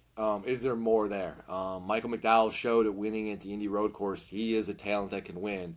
But with this next-gen car, we have seen teams hit on it one year and then next year not. And that's going to be the big question this year. And you start looking at this and you figure, we figure Chase Elliott's going to get a win and make the playoffs. We figure Alex Bowman's going to get a win to make the playoffs. That means somebody's going to have to lose a win, and someone's going to probably have to follow the playoffs. Unfortunate reality is that maybe McDowell, just because it's a numbers game at that point. We'll see. You'd like to give them the benefit of the doubt and say, listen, this is a team that you look at the last few years. They've been getting better and better and better. Absolutely they have. But you just don't know. It's hard to say that they're going to do it. Todd Gilliland, big steps in year two. Showed that he belongs in the Cup Series, but you got to take that next big step, which is a hard one to take. You got to run consistently in the top 15 if you're him. You've got to improve your points finish. You've got to start finishing. You've got to have a better average finish this year. Pressure's going to be on for him to perform. The nice thing for him is he doesn't have someone breathing down his neck a little bit, so you can kind of settle in, and maybe that helps a little bit. So, here's the thing with McDowell. Up until the playoffs, up until really right before the playoffs, With that Indy win and all that stuff, he was running really well. I mean, you look at after Indy, he moved up to 15th in the driver standings, and he was in the top 16 even without the win itself, right? Then just things started going bad. They had 2 top 10s the entire rest of the year, and the whole thing about how he had been continuously improving, it hurt their stats so much that his overall numbers actually went down from 2022 when he missed the playoffs. His average finish went from 16.7 to 19th. He actually had 4 more top 10s in 2022 than he did last year. So they still ran well, and he won a race and they were there, but the playoffs really, I mean, it was like a Truex-like playoffs for him. So the question is, can they regain the momentum? Can they ride, if Ford has a good car, if that new car is good, can they ride that wave? And, can Todd Gilliland continue to improve? And if so, that helps the entire organization because they can, more freely share notes, and there's just a lot of positives there. I think Todd Gilliland's talented. I'm glad he's getting more time. So we'll see what happens there. But that's another team there where, I don't think I'm going to sit here today and pick either of them to make the playoffs, but they could. I mean, I don't know. They could. And Michael's really good at super speedway races, right? So him going out and winning a super speedway race isn't unexpected. He is somebody who, we've talked a lot about drivers who don't get the most out of their race cars and take advantage of that. Michael's the opposite. He is a driver who, if you give him a good race car, he's going to get you what it is. And that's the thing. Like, if they're going to be good on road courses, do you pencil him in for? I will say this though too. We're moving off one road course this year. We're losing the Indy, which by the way is also the race he won at, and we're going to a track in Indianapolis Oval this year, which historically has rewarded the best performing teams with the best crew chiefs, the best drivers, the best resources. It's the best of the best typically win the Brickyard 400. They're losing one of their great tracks, and they're inserting a track where they may struggle. Well, and here's the other thing. You have now, I believe, 2 less road courses in the regular season. Because, am I wrong on that? Because you've moved off Indy, and then you've taken Watkins Glen and put it in the playoffs. Correct. So, if you are a road course ace, like we were saying Allmendinger last year, hey, he's going to win a road course race and make the playoffs. He ended up winning a road course race, but it was too late. If you're banking on the road courses for your playoff hopes, you now have 2 less chances in the regular season. So that's gonna factor into it. It's gonna factor into it. I sort of feel similarly here about JTG Doherty, the next team, single car team. Stenhouse ended up P16, so he had the worst playoffs of anybody.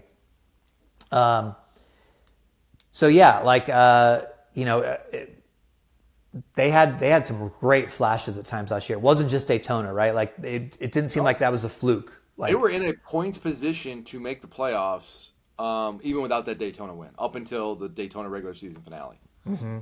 Exactly. So what happens now? Can they improve, or is it going to be a step back for them? Yeah, it's you want to look at this and say, man, last year was great. That's the launching pad for them. That said, it also feels like a lot of things went right. Ricky drove smart last year. He avoided incidents during the regular season.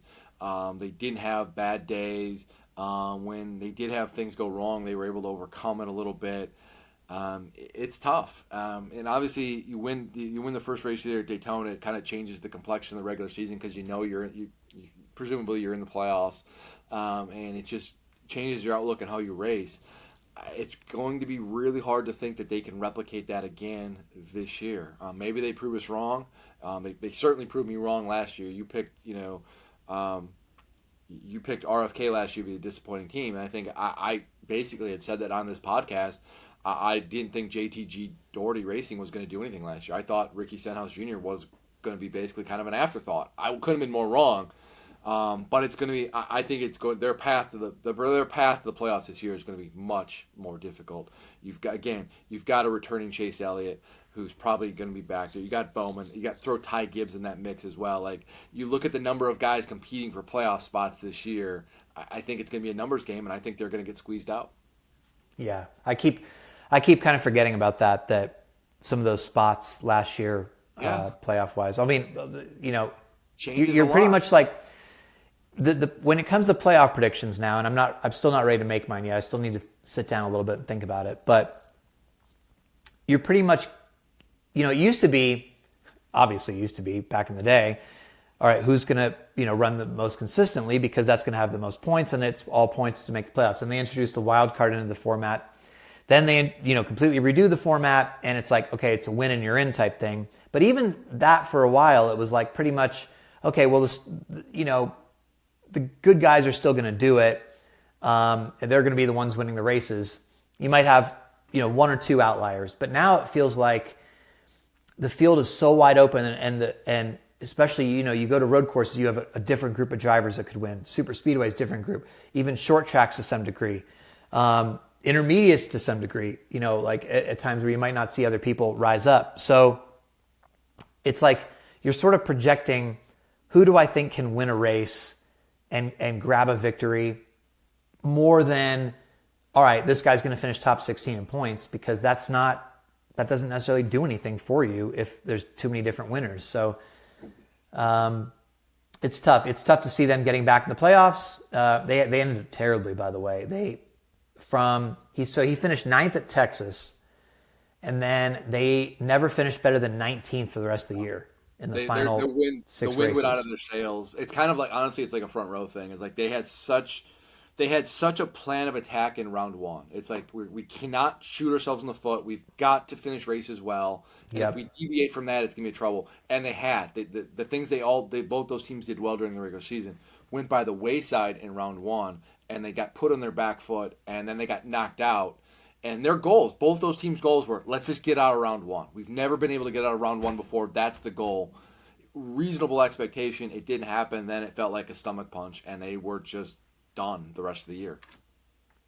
Kind of like Kevin Harvick in the 4 team, honestly, in some respects. Yeah. Colleague Racing. Oh boy. We're down to Colleague Racing. Oh boy. Why don't you go first on this one? Allmendinger finished 21st in owner points. Haley finished 25th. Now, neither of those drivers are in those cars full time. Hemrick, we know, is going full time. Daniel Hemrick back to the Cup Series. He only had one brief shot with RCR, and then solid rookie year. It was fine. No, it wasn't. It wasn't. Well, he lost his job after 1 year, so it wasn't. Well, but he lost because it was a numbers game and Tyler Reddick. I mean, it's like he wasn't terrible. He didn't do anything per se to like lose his ride. And then, do we still think the other car's an all-star car? They have still not officially. I mean, Allmendinger's running it in some races. Josh Williams going to run it in some races. Like it's going to be a rotation of drivers, man. And but they still haven't named all of the drivers for it, right? Like they still have some open. Yes. Yeah. And Josh Williams, they just said recently this week, is running at the Clash in the Cup Series. So interesting for him. Cool. I'm by the way, Xfinity note, I'm excited to see Josh Williams get that shot. Good story. Deserves it. Yeah. Guys like that deserve it. So Colleague, though, I mean, it went from, hey, here's this guy, he's coming in, he's got a lot of money, he's going to sort of try to, invest a lot in and buy a lot of speed, and it's going to be great. And, we're not really worried about sponsorship that much. I'll sponsor it with my own company. And then it went to,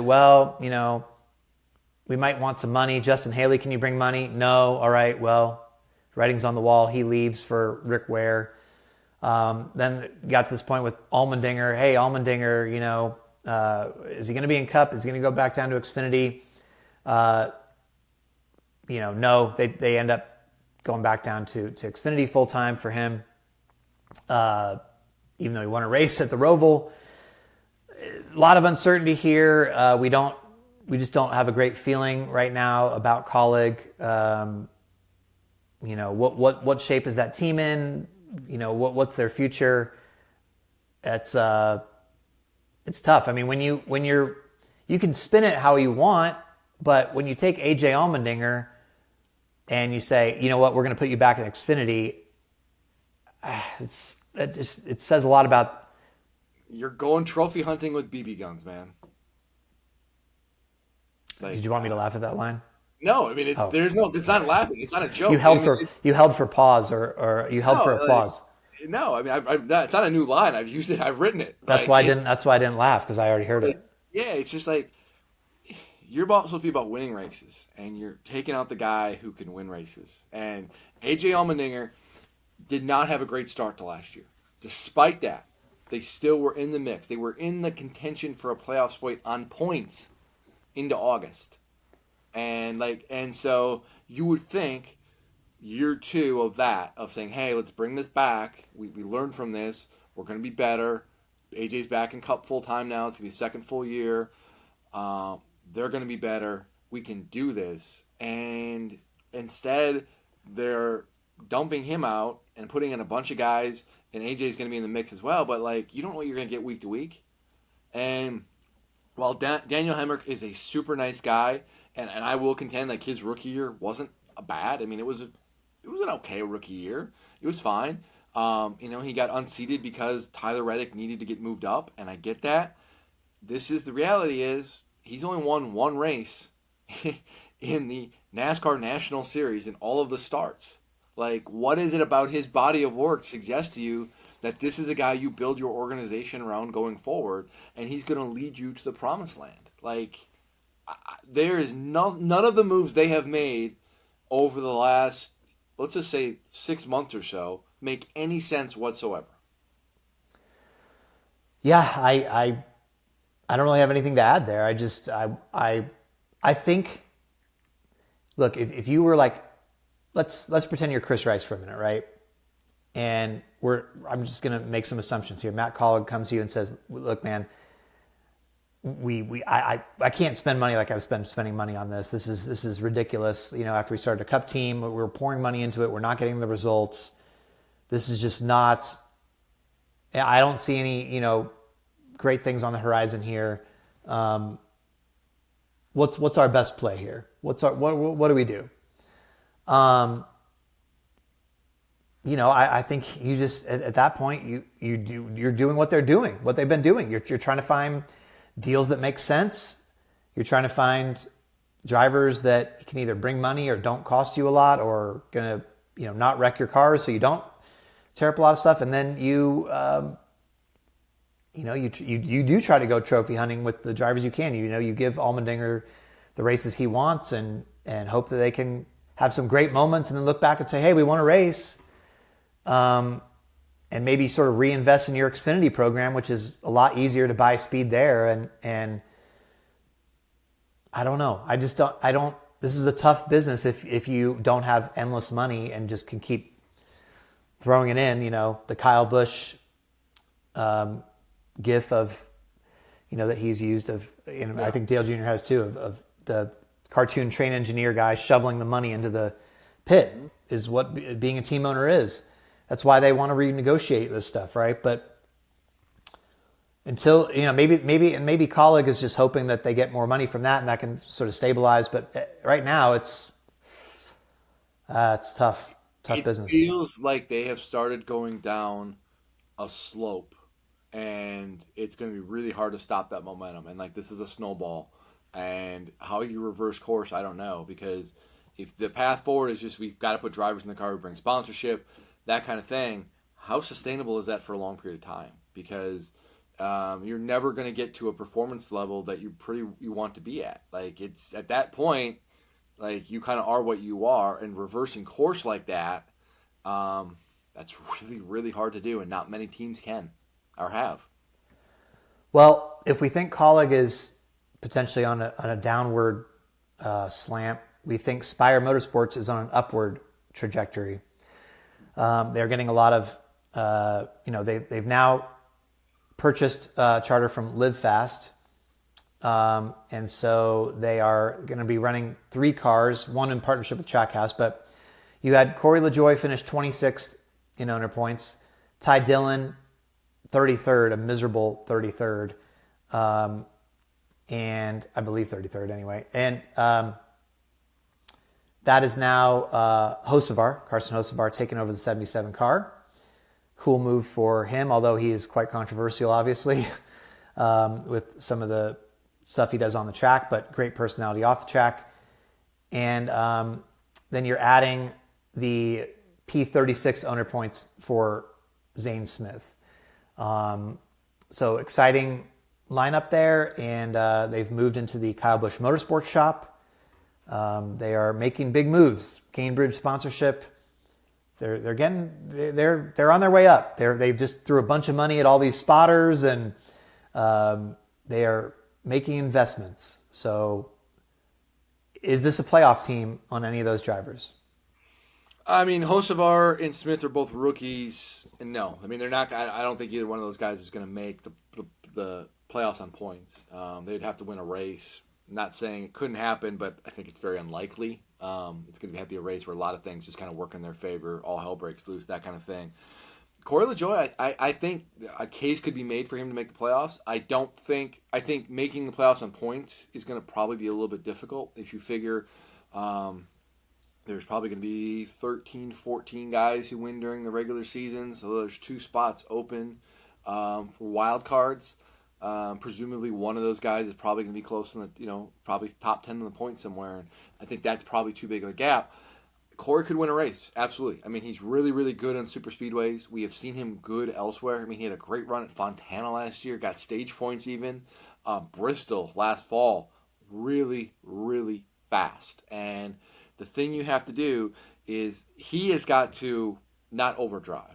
And when you not feel like, man, I've got this great car today to do something with, and then push too hard. That's kind of been, we've seen that from him a little bit, where like they give him fast race cars, and it's like he feels like, okay, this is my chance, and then it's like, oh shoot, I pushed too hard. Don't do that. Take what the car gives you. If it's a 10th place car, do well with it, man, but don't try to go beyond that. They got to qualify better too. I think this team could be better this year. Can they win a race? Yeah, I could see it. I think it's going to be a challenge, but I could see it.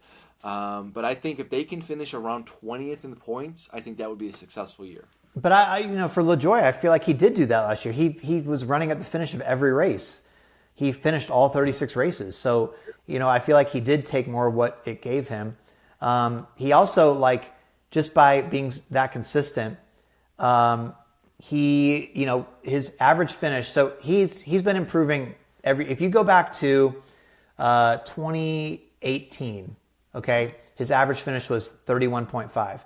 He had a better average finish the next year, all the way up through now. So he's improved his average finish every year, but it took a giant leap, the biggest leap he's ever taken, aside from 31.5 to 25.9. He went from 24.3 average finish last year to 20.8.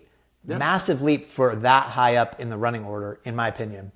He did finish 25th in points, but you're still sort of waiting on that. Like they've sort of gotten to the point now where they're like at the ceiling of that tier, of sort of that C tier, I would say, right? So he had 3 top 10s last season, which he's only had 8 in his career. So 3 top 10s is a career high for him. He had 2 top 5s career high. Great. But now it's sort of like, okay, you need to go take that Buescher step, right? Where all of a sudden you really put it together. You're getting, 7 or 8 top 10s. You're still finishing the races. You're putting yourself in contention. That's where you could maybe get in the mix a little bit, but still making the playoffs on points is going to be very, very difficult. As you mentioned, you've still got, he was 17th in points all the way up through the first 5 races of last year. Yeah, and then 19th after Charlotte. After Charlotte? Oh yeah, you're right. Yeah, I forgot about that. Yes, they bent backs a little bit though, but but as good as that. The thing is, as good as they ran last year, it could have been even better.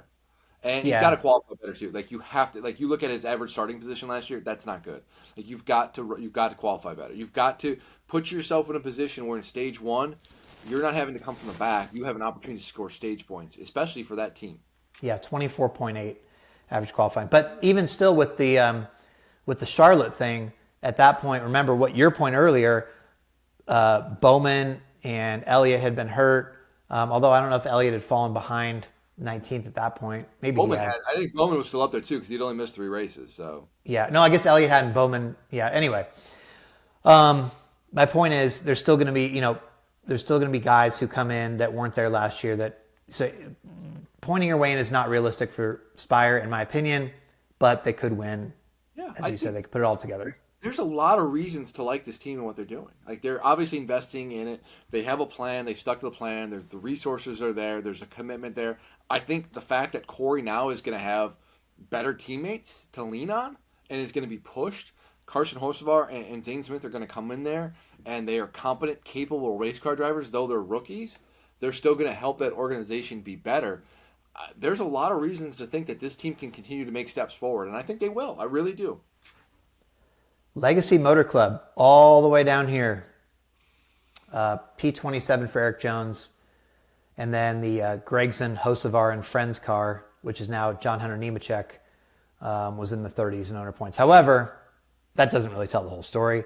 Early in the year, they announced they were switching from Chevrolet to Toyota. They got cut off from Chevrolet's information, and they were pretty much going blind all year last year, so they weren't able to do anything close to following up with their good first year in the next-gen car, in which Eric Jones won at Darlington, and they seem to keep showing speed. With Toyota, you would think that they would take quite a step up. They've also keep hiring people now. They've hired Matt Kenseth as sort of a driver coach. They've hired Trevor Bayne as sort of a driver coach.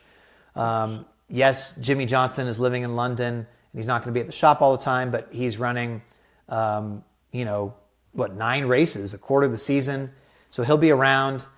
And the one interesting thing is, even if you think Legacy is going to take a step up, which I think they are, David Wilson from Toyota, again on this call that we had recently with the media, he noted that Legacy has decided to go it alone information-wise. They are not part of the JGR 2311 Alliance as far as information sharing.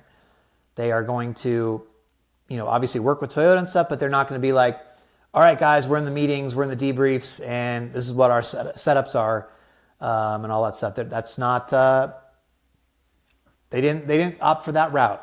I don't know if that's a financial thing or what, but I thought that was interesting. So I think Legacy can be good. I don't know how good. That's a very big question mark there. They're going to be better than last year. Sure. I think, given. But that's the layup. I look at this organization as they have these ingredients that are intriguing, right? Like, you got Eric Jones, who is a very good race car driver. Dave Ellens, I think, is a terrific crew chief. I think John Hunter Nemechek, this version of John Hunter Nemechek that's coming into Cup now, is much better than when he was here before. He's got a good crew chief in Ben Beshore. The Toyota relationship is there. Behind the scenes, they've got some really smart people doing some things. Like, I look at all of this and I'm like, man, okay, like, the pieces are all there. Can they figure out how to put the puzzle together? And I think that's going to be the challenge. And then you throw in the fact that there's a new car as well. By mid-season, I think they could start to do some things. I think it's going to be a struggle out of the gate. They're going to still be figuring this out.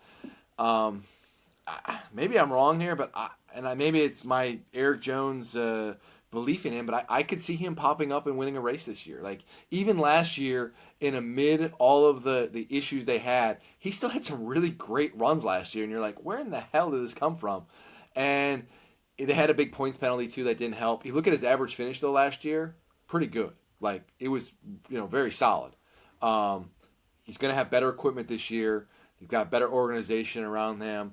I think there's an opportunity there for him to surprise some folks. And I think by the end of the year, I think Legacy's going to be one of those teams you're like, you know what? That was a pretty solid year. Not a great year, not going to blow you away or anything, but you're like, okay, they've got something cooking there. And I think in 2025, we're having a different conversation. This is a building year, I guess is the best way to say it.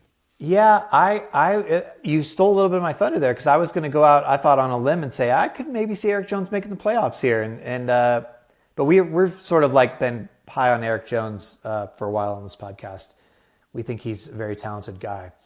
I do think, listen, you're going to be sitting there in debriefs after these races with Jimmy Johnson and Matt Kenseth, and you're going to be looking at it, and they're going to be giving you great feedback, great information, looking at the data. You've got some smart people there. It seems like they're going in the good direction. You've got the Toyota support now. I don't know. I think he could maybe actually point his way in, even if he doesn't win. I think that That's hard. It's tough. Yeah, I know. And the margin of error for them is so small. I know. And the fact that this is a smaller organization and they're making a manufacturer change, like, man. But if Toyota, let's say the Toyotas are good, though. Let's say they're good. We talked a lot about David Wilson on this call, but here's one thing I want to say. He was almost trying to hide a smile because he was talking about the Phoenix test. Now, this is, again, there was 6 cars there. They were trying some different things on the short track, blah, blah, blah, right? But he was talking about how Christopher Bell, gapped the field at this test that they had in December at Phoenix. And then, I guess when he was back in the pack, 6 cars obviously, but he was able to work his way through, and the speed that they, again, it's a test, it's 6 cars, it's not, but I think what Toyota thought that they had there was enough for some optimism. I think Toyota, more than Ford, could be in for a really big year. And if so, that's going to lift legacy. I don't know. I'm kind of talking myself into this. For whatever reason, I'm lifting I think Jones into the playoffs in my mind. I don't think it's far-fetched. I could see him very much winning a race during the regular season. I just don't know if it's going to be on points, though. No, I'm saying top 16 in points. I don't know if that gets you in, because there could be a bunch of different winners, but I'm saying Eric Jones, top 16 in points. Here's a question for you. Okay. You mentioned this. Yes, Toyota's car could be great, and they could be on something. But they don't have that technical alliance with a JGR in a 2311 Racing. So while the cars are still going to be good, if 2311 or Joe Gibbs Racing finds something, yeah, I mean, is there going to be a trickle-down effect a little bit? Probably. But, how what if much Legacy finds something? Sure, maybe. Maybe. Can you imagine that? Can you make that phone call if you're Joe Gibbs Racing and be like, yeah, we know we don't got an alliance with you, but you got to cough up the goods because, Toyota family. All right, we're down to our last 2 teams. Wood Brothers Racing. Actually, let me back up real quick. I'm sorry, this has been a long podcast, but let's just back up really quick. Jimmy Johnson for Legacy, his 9 races, marquee events, and then places like Dover where he is the all-time wins leader. What are we thinking for Jimmy? Is he have a couple flashes left of Jimmy greatness where he can sort of put things together, or is he too old at this point? What do you think? He's 48 years old. I think if Jimmy can have 1 or 2 top 10 finishes this year, it will be a success. I think that would be a successful year. Oh yeah, I think that would be phenomenal. But can you do 2 top 10s in 9 races for a 48-year-old who hasn't raced consistently? And there's Daytona in there as well, and so I don't know. I think that would be great. I don't think it's doable though. You don't think he can get 2 top 10s in 9 races? It's going to be hard. The GOAT? Daytona, the Hall of Famer? The first active Hall of Famer to race in the Cup Series? You look at the tracks though. You look at Darlington. I think is Indy on that list as well. I don't have it. Yeah, the Brickyard 400. Yeah, you look at these tracks, these are not places where teams can come in and just roll in and show up and kind of surprise people. Did you say Darlington, where Eric Jones won for Legacy Motor Club 2 years ago? And Eric Jones, if this was Jimmy Johnson of, let's see, it's 2024. This is Jimmy Johnson of 10 years ago. Sure, but this is a 48-year-old. Jimmy Johnson. So he's over the hill. Stick a fork in him, like you say, for Lewis Hamilton, who finished, by the way, better than George Russell last year. Jimmy Johnson's last win came in 17. He went 18. Okay. He went his final. I'm not saying he's going to win. No, I just don't. I think you look at his last 3 years at Hendrick. That tells you where Jimmy Johnson's at. You think he's going to run like he ran an IndyCar or something? Like he's just completely. No. He has no. No. He's got some flashes left. 1 or 2 of these races this year.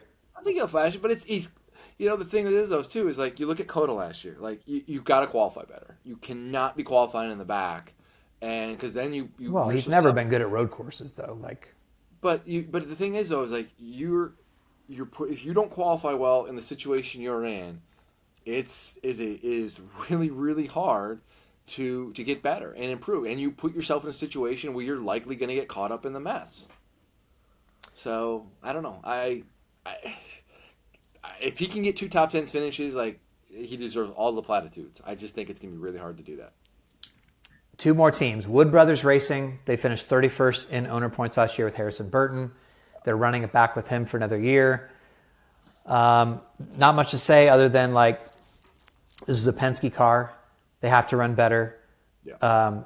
Your teammates have won the championship the last 2 years. You just can't run this bad. I mean, I know they're not like full-fledged Penske, but they're Penske essentially.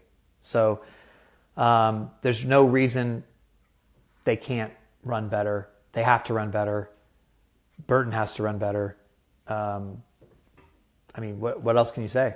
This is a make or break year. Like you've had two bites at the apple. You're getting a third. They knew going in that this was going to be a learning curve and that this was going to be a process. Well, now you've got to start producing results. And if you don't produce results, you're likely not going to be back in that ride next year. We talked about Daniel Suarez. He's probably number one on our list of guys who've got to perform this year or else. I think Harrison Burton's number two. He is in a Penske car. You have the same equipment as the guys who've won the last two championships. You are getting outran consistently. You're not finishing races well. Like Harrison Burton has got talent. He has shown it at times. You've got to start putting it together. He's got a crew chief in Jeremy Bullins. Jeremy is a really good crew chief with young drivers. He helped Ryan Blaney a lot. He helped Austin Cindric.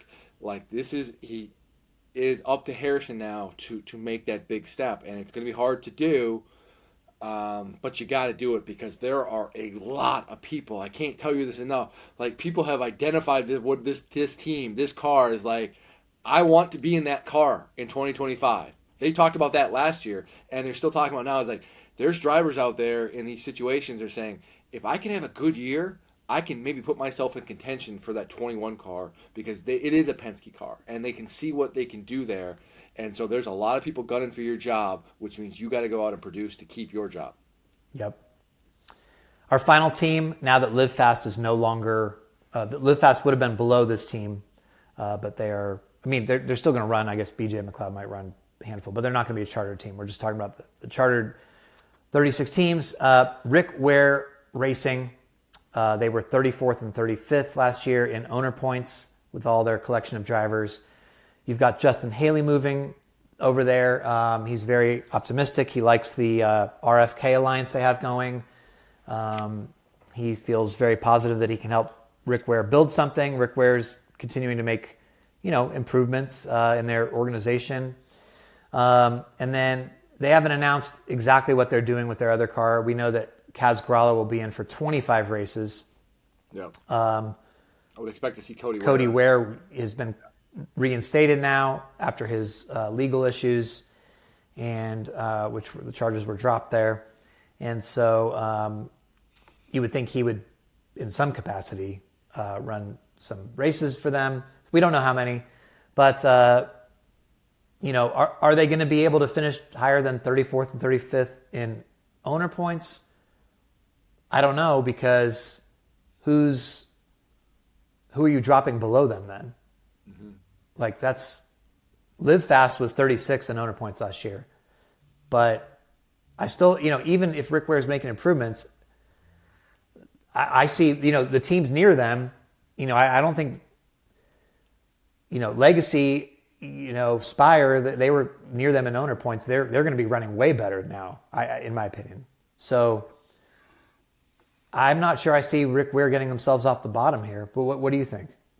Yeah, I mean, when I did my rankings last week for The Athletic, and I was doing the top 25, I looked at it and I'm like, man, somebody's got to be bad. But there's, I didn't have John Hunter Nemechek in my top 25, and I honestly feel like he could be. It's really hard, but somebody has to be at the back. That's just the way it is. I like what Rick Ware Racing is doing. They have put money into this program. They're getting better. they had some good runs last year. The results don't show it, but like Cole Custer was in their car at point. He had a really good run at New Hampshire and some other places. It's just hard though. I like the fact that they're tightly aligned with RFK. There's a really good bond there. Brad Keselowski helped recruit Justin Haley to Rick Ware Racing, but this team has still got a ways to go. This is still a team that has to consistently build fast race cars, and they haven't shown that they can do that yet. I think Justin Haley is a good driver. I think in the right situation he could be something special. But this situation is going to have to get to that point. It's a work in progress. I also think having a rotation of drivers in the other car is going to be a little bit challenging because I think Justin Haley and I think frankly Rick Ware Racing would be better served by having a veteran who's been around before, who knows kind of what they need to do to get better. Whether that's like a Cole Custer, whether that's a David Reagan even, or somebody of that ilk, of just kind of giving somebody to kind of lean on a little bit. It's going to be tough. Can Haley pull some surprises this year? Yeah, I mean he's great on the super speedways. He's part of the Ford program. So Daytona, Talladega, Atlanta. But I look at it overall. I really think this is going to be a big building block year for them. Yeah. Well, any other notes you want to go through here before we start to wrap this up? I think we covered it all. Yeah, this is we promise. For those new to this, we don't usually do 2-hour podcasts, maybe an hour and a half, but not 2 hours, especially after these races. But this was a lot to talk about. Look, we're very happy to be with you guys again, and especially happy to be here on Dirty Mo Media. I said the name right that time, Jordan. So, hey, good job. Didn't stumble over myself. You're going to win Employee of the Month. All right. Our next one is going to be the Clash. We will both be there. And I don't know if Jordan's going to wear this flashy blue suit. I don't know what I'll be wearing for the Daytona 500 yet. I have to. Good job. You got to class it up, Jeff. Am I going to be classing it up for the Daytona 500? Do you have any updates on? For those of you new to this, each week I ask a poll. Was it a good race on X/Twitter? And we try to guess the poll results. We have a contest. And our friend Big Joe Wall keeps track of this, or has kept track of it. I don't want to make him feel like he has to do it again. But anyway, Jordan won the contest last year, and the bet suggested by our friend Aaron Bearden was whoever loses the contest has to wear the outfit picked by the other person for the Daytona 500 race day. Jordan won, although he may have cheated. That's fine. And so now I have to wear a Jordan-like outfit, which he dresses like, Leisure Suit Larry. Wow. Class, man. That looks good. So this is classy today here, but some of your outfits, I'm like, I don't understand this. Anyway, I will be.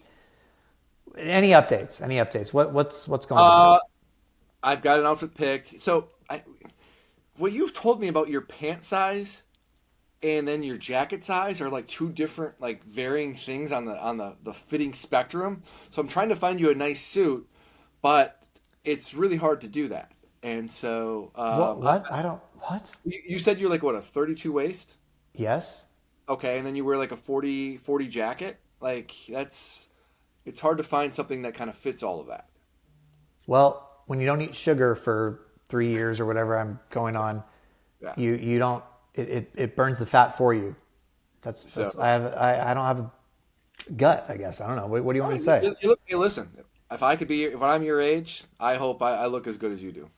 Next year? Aren't you 1 year younger than me? You're still older now. Anyway,